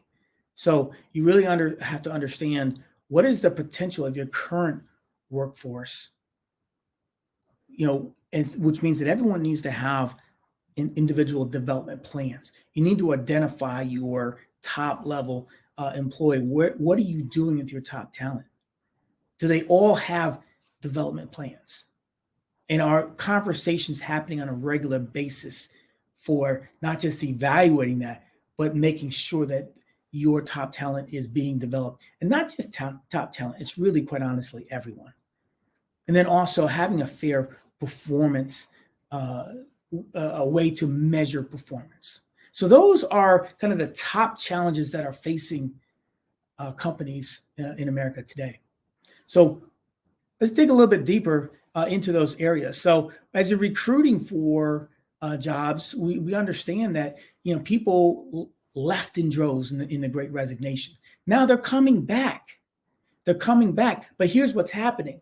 Now you got individuals like those millennials. They're moving from company to company. They're not staying around as much. So leadership really can impact that a lot.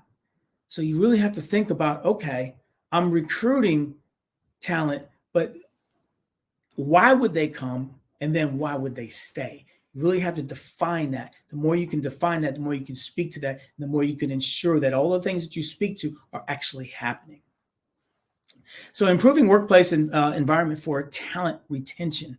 That's, as we think about some of the figures involved with that, we know that in America workers specifically, 61% just last year were contemplating leaving their jobs.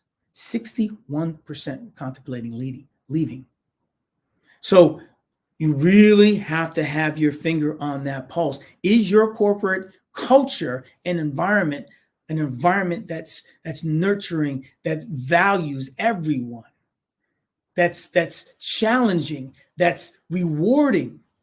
All of those things you have to identify and then say, okay, well, why is this organization that way?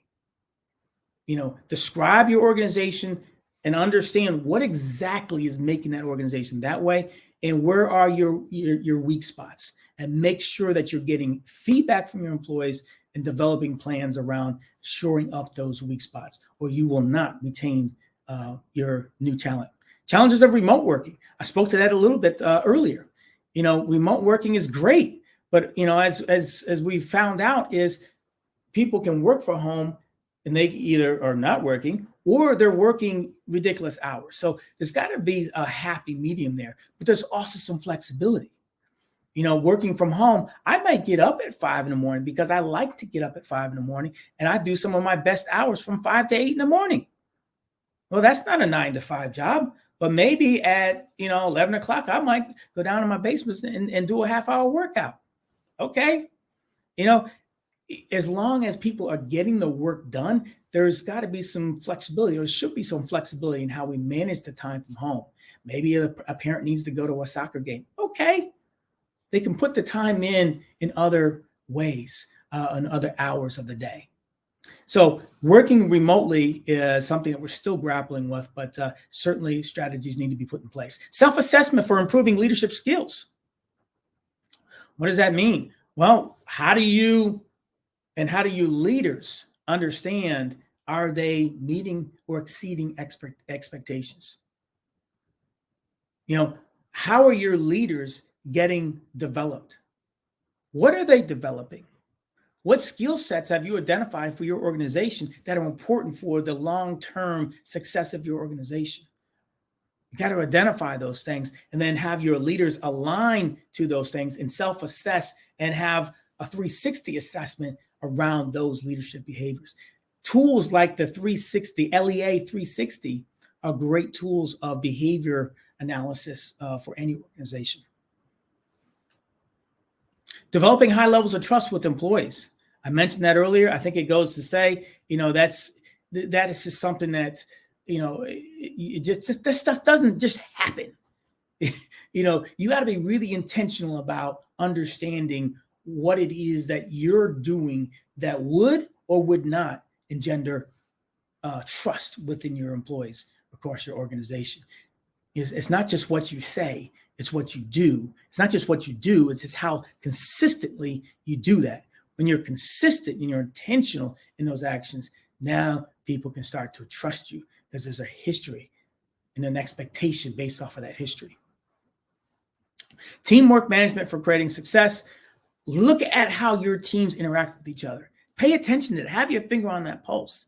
What's the energy level in your teams? Is a lot of infighting? Is there a lot of distrust? Is there collaboration? Is there a lot of collaboration? Are ideas being presented? Are people thinking outside the box? Or are people waiting to be told what to do? You really think and analyze really closely how your teams interact. You want your teams to be strong, cohesive units where people are comfortable, where everyone is participating, where everyone is valued, where everyone shows up and wants to show up and interact. Because when that happens, all the walls start to come down and people collaborate with each other more. When people collaborate, then ideas start flowing. An organization without new ideas is an organization that is dead on the vine. So you got to have a big sense of collaboration. Your teams have to be functioning at a very high level. It's your responsibility as a leader to make sure that happens. All right. So then lastly, just evaluating potential and performance. It goes without saying, how are you evaluating performance? How often are you evaluating performance? So make sure that this, at certain points during the year, I still hear from various organizations and people in those organizations that, they'd be lucky to have one conversation on performance, at the end of the year. That is not the way to do it. Make sure that your leaders are having performance conversations at least quarterly, check-ins with their employees. Make sure that that is happening, and make sure people understand what it is that they're supposed to accomplish, what does it look like to meet expectations. And that should be a high bar to meet expectations, but not ridiculously high. So think about all these things. What does it mean to exceed? What does it mean to be outstanding, exceptional, the example of your organization? Make sure all of those things, those behaviors are outlined, and as clear as you can get, so people have a roadmap to, okay, this is what performance looks like. All right. So one of the things that I talk about often with organizations, and I did as a leader, is values, in leading with values. Why is that so important? When we think about values, we know that corporate values define and describe the corporation, right? They define and describe the corporation, and they influence the culture of that organization, right? So personal values define and describe us as individuals, and our personal values influence our behavior.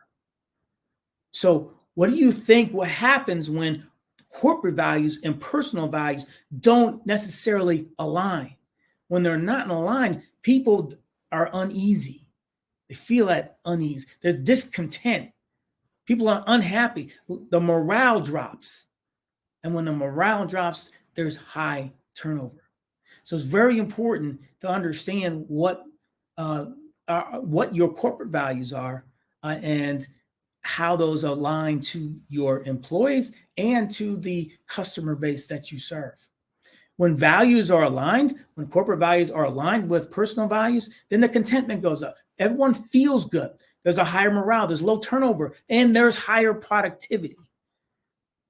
And it's scientific. The data is there. Values, when the values align, productivity is much higher. So it makes sense to lead with values. What you have to do is understand, okay, well, what are those values? What do we stand for? So certainly there's corporate values. What I try to do as a leader is have my own values across my team that were aligned to a corporation, and then some. All right. So I'll give you these values. You can do with them what you may. I'm not going to get deep into them. This is a whole nother talk, but I wanted to give you something that you can kind of noodle on and think about as you move forward from this evening. These values that I talk about with my team, when I talk about these values with my team, we go over each one of those. And I go around the room, and from time to time, I have people say, well, what does this value mean to them? And how do they exhibit this value? So I want to make sure it's not just me telling them the value, but it becomes a fabric of everyone on that team. It's who we are. Because remember, values influence behavior. All right. So one is, do we value people?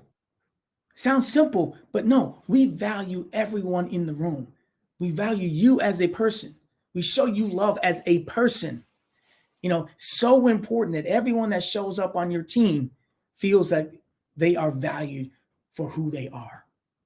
You may not like everyone, but you got to value everyone on your team, right? We got to live intentionally.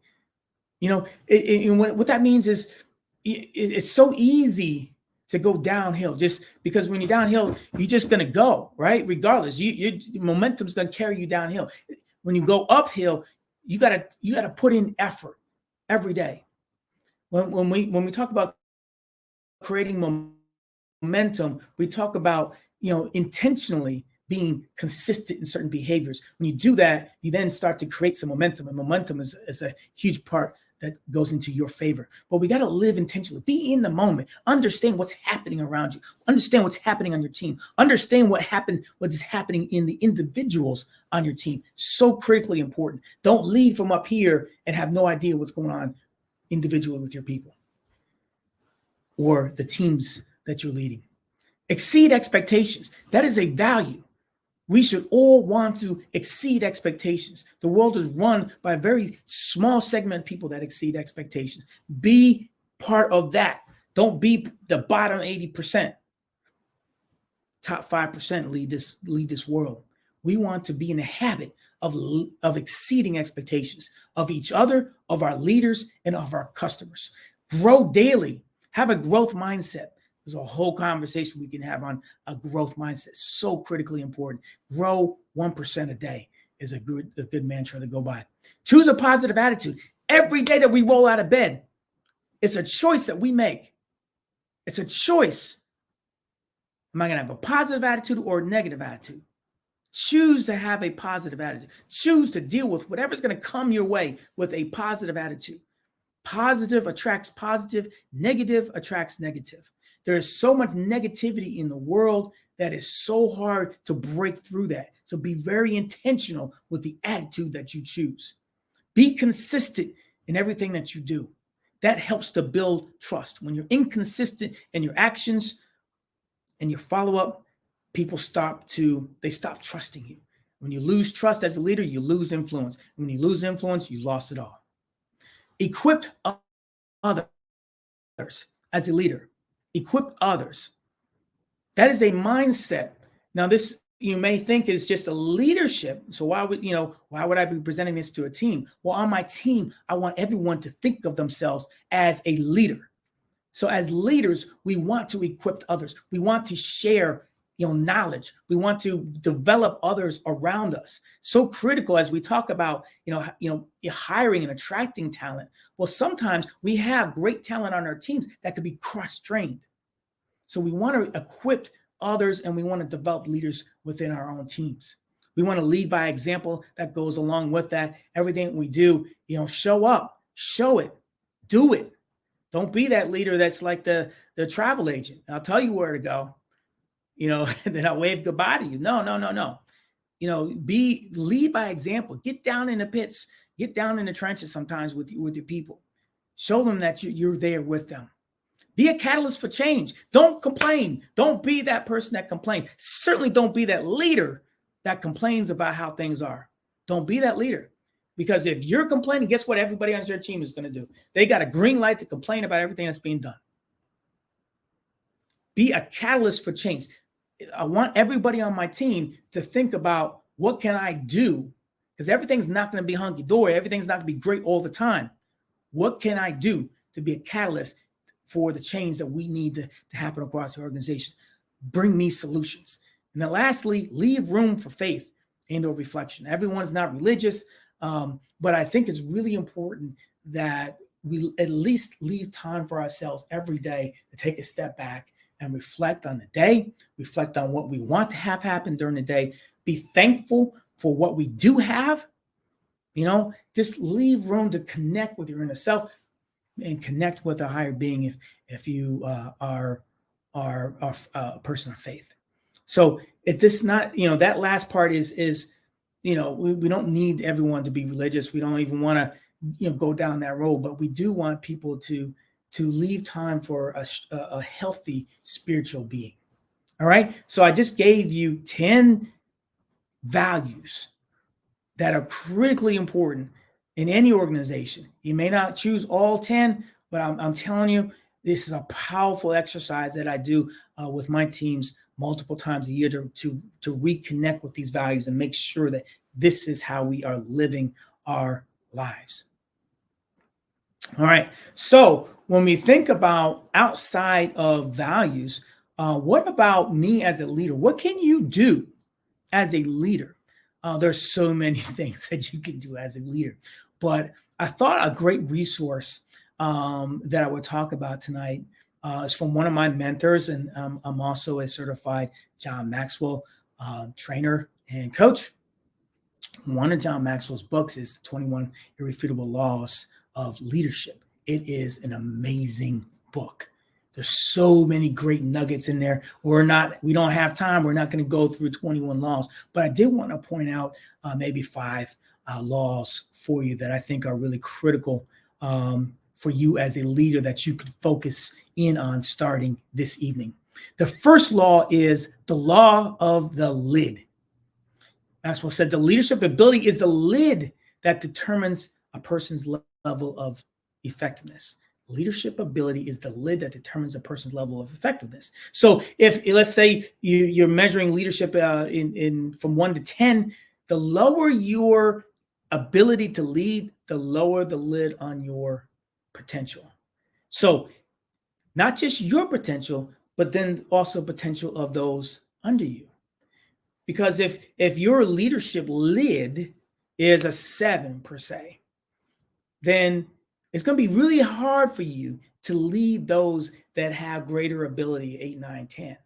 You may be able to influence and lead those under you, your ability, but it's going to be really hard for you to lead those above. Now, if you're a new leader, never been trained in leadership, don't really focus on improving your leadership skills, then you really have an issue, because now you may have some great leadership across your team, but you're not capable of truly leading those. So you got to really understand what is your lid as a leader and take the steps consistently and effectively to move your leadership ability forward. You know, there's a story about analogy of the flea. Ever heard you know anything about the flea? Fleas are incredible beings. They're so small, but they can jump like incredibly high compared to their stature.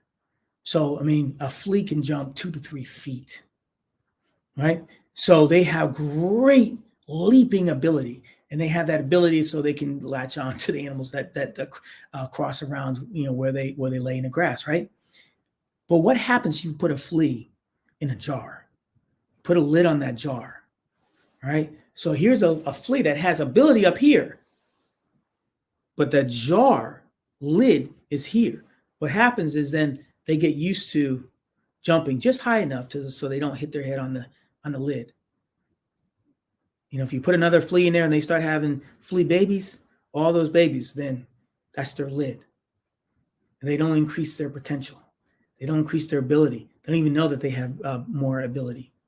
So really important to recognize that you're not putting self-inflicted lids, or that if there is a lid, that you work everything you do everything you can to bust out and increase, because that law says there is flexibility there. It doesn't matter if you're a 6 in leadership ability now, you can grow that ability.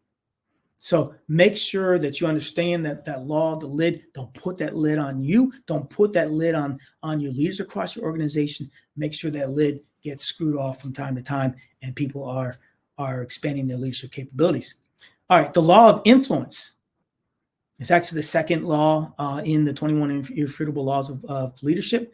And this is the true measure of leadership is influence. John Maxwell says that influence, the measure of leadership is influence, nothing more, nothing less. Well, how do you influence if you don't know those on your team? When I teach inclusive leadership, one of the exercises we go about is we say, okay, name everybody on your team. And then you start to list things you know about those people. What are their skills? What are their desires? What are their fears? What is this, that, whatever? So you go through this exercise and then you say, well, how do you know that? Are you making assumptions? Or have you actually had a conversation with that person to better understand who they are as a person? So important as a leader to take the time to get to know who is on your team and get to know them as the person that they are. Because once that happens, now people are more willing to be influenced and to follow you. What you don't want to have happen when you look at a leader and they may think that they're a great leader, but they have nobody following them. All they're doing is they're just going on a walk. You know, they have no followers. They're just going on a walk. So what you want to make sure is that as a leader, you have influence, and you can recognize that in yourself or in the leaders on your team by who is following them.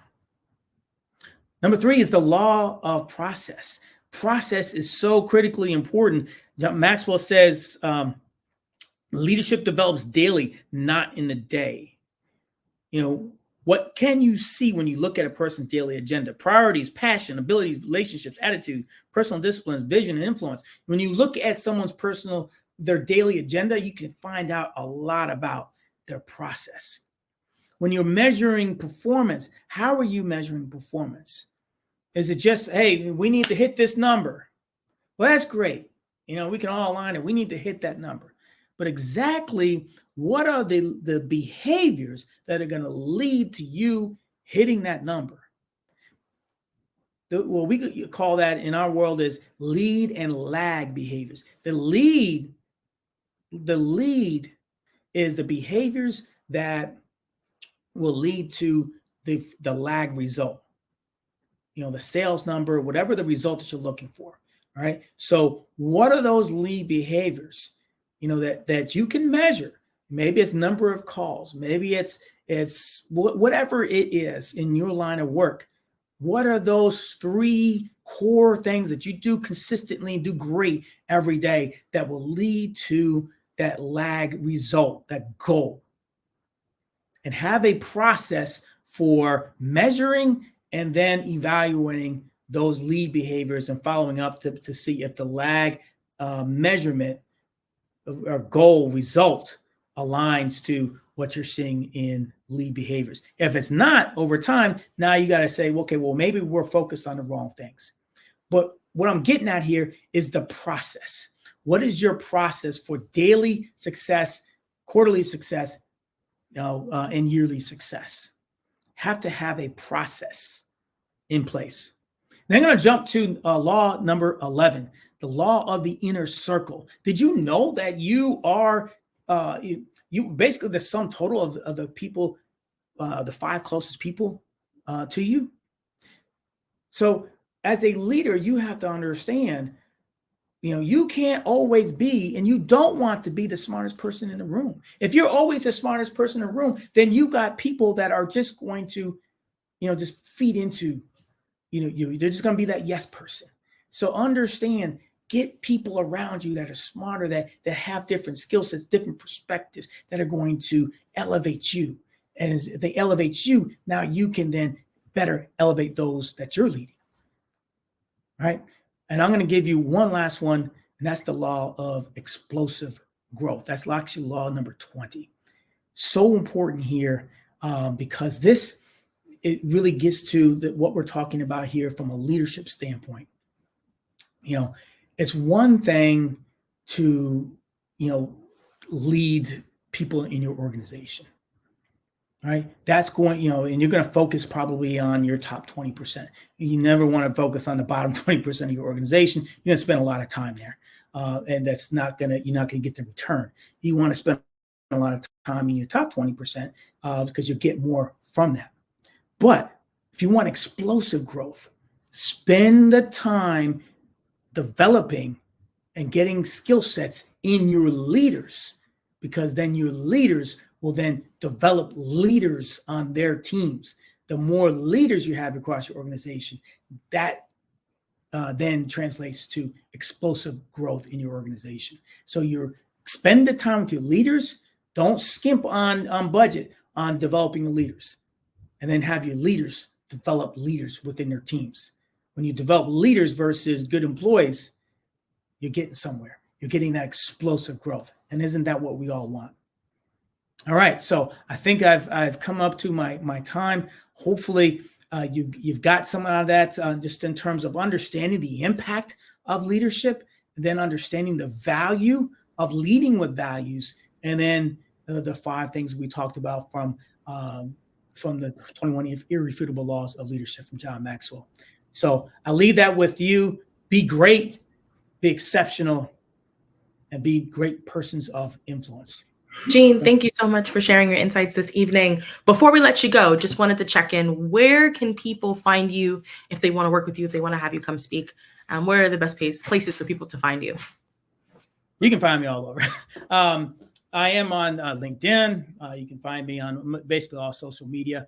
You can also email me at bakergene, that's GENE 91 @gmail.com. And so, yeah, you can find me. LinkedIn is a great place to find me, but you can also email me and we can connect. I'd love to talk to you about leadership. I'd love to talk to you about DE&I. I'd love to talk to you about even individual coaching. If you're an executive or if you're looking to be promoted, that's a great time to really examine where you are and where you want to go. And I can help you with that. Awesome. Thank you so much, Gene. Really appreciate it. You have a great evening. Genius is common. I'll see you on the other side. On the other side. The Black Business Expo's mission is to raise funds for high school seniors going to college or to K-12 entrepreneurs. The Expo is a fundraiser for students. You may go to www.blackbusinessexpousa.com or visit the Cash App that's on the screen below for $BBXUSA to donate to the scholarship fund. Our goal is to give laptops and up to $5,000 to 10 students. Students can register online at www.blackbusinessexpousa.com. Every dollar counts, so we want to make sure and remind you to donate to the scholarship fund. We also want to thank our Black Business Expo USA sponsors for January of 2024. They are NC100, Moody Capital Partners, Suede Soul, Lotus Rocher Coaching and Training, The Hello LLC, 5-Star BDM Media, Carolina Virginia Minority Supplier Development Council, Step Management, BHS and Associates, Marjorie McLean Foundation Incorporated, Genius is Common, Earth Essentials, Malaine Chennai Global, Executive Women's Success Institute, The Quality Coaching Company, Superwomen Business Services, Creative Force Studios, Lee Entertainment, Artistic App Design, Black Business Expo USA, Genius is Common, and I'll see you on the other side. The Black Business Network and Black Business Olympics are essential platforms for Black business owners globally. They provide the tools and support you need to succeed in today's competitive marketplace. Join us today as we collaborate together with businesses from around the world to support our children, students, and young future entrepreneurs, Black businesses and corporations. We raise funds for students going to college and young entrepreneurs who are aspiring to be business owners, and we invite you to be a contributor today. Visit the website www.blackbusinessexpousa.com to connect with and learn more about how the Black Business Network and Black Business Olympics can help you not only share your amazing business story to businesses, but also serve future generations. Hello, my name is David Jones, CEO and co-founder of the Hello LLC, where we help businesses build a culture, brand and experience, and leverage technology to pivot into Web3. Join the Black Business Network streaming live into Roku, Metaverse, STEM City, Black Multiverse Enterprises, Hulu, YouTube, iHeartRadio, Apple, Facebook, LinkedIn, Spotify, Twitch, and Google Podcasts. Tune in, turn on, and let's thrive. I'd like you to imagine with me, if you will, opening an app where you can collaborate with like-minded individuals from around the world, get inspiration and in-app tools to launch and grow your business, as well as share your knowledge and earn compensation, all in one app. Well, the name of that app is Truso, short for Truly Social.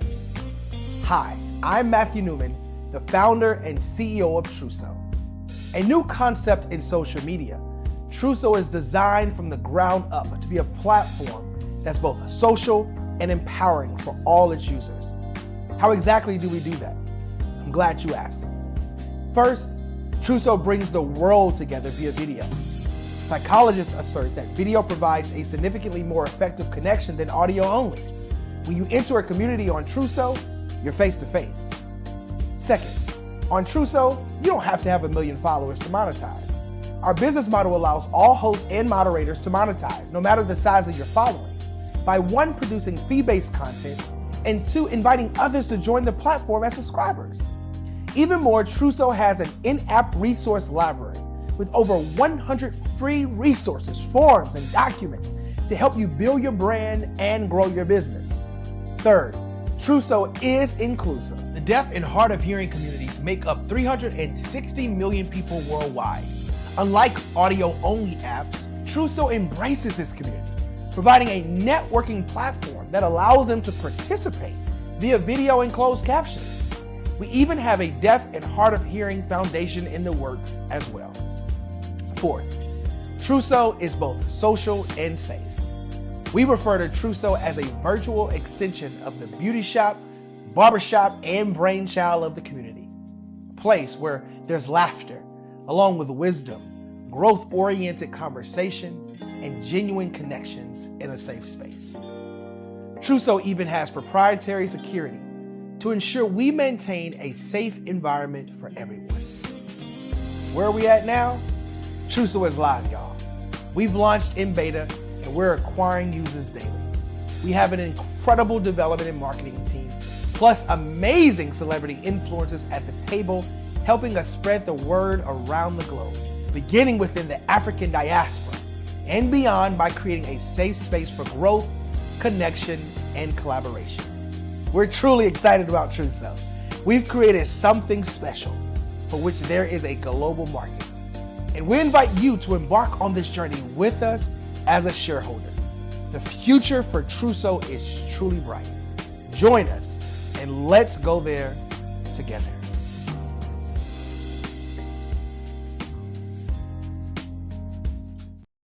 I am from Washington, D.C., but I was raised in Durham, North Carolina. I came to Durham when I was about 5 or 6, and then I traveled back and forth to D.C. because it's where my people are from. One of the unique things about my family is my mother, she's also an artist. She does quilting, and she does a lot of artistic things. And then my son, he draws with both hands, his right hand and his left hand like I do. So that's kind of a family trait. And then my other son, he's a videographer, and my daughter, she works, she's a regional vice president for Sunglass. When you start out drawing and sketching, you want to continue to explore, each avenue. I do pastels, I do pen and ink, I do painting, I do acrylics. I haven't done oils yet, but I try to do all facets of art. What I say to a lot of times to people is, you can't put yourself in a box when you're an artist. You have to explore. And over the course of my life, I've tried to explore different mediums. I also do sculpture as well. I choose my subjects by the intensity that they have in their faces, or the intensity that somebody is moving, because I do more than portrait drawings. I also do I do abstract, and then I do figurative drawing also. Well, what happened in this particular show is that I started out trying to come up with something that would be a little bit different than what everybody else is doing. So I was working on a Barack Obama show, and they wanted me to do some paintings of Barack. And so what I did was, because of the deadlines, I kind of did it kind of fast. And then I realized when I was doing it fast, I enjoyed it. And so then I started doing other pieces the same way, and I started to enjoy those pieces also. And so I came up with this particular style, and it's a style of lines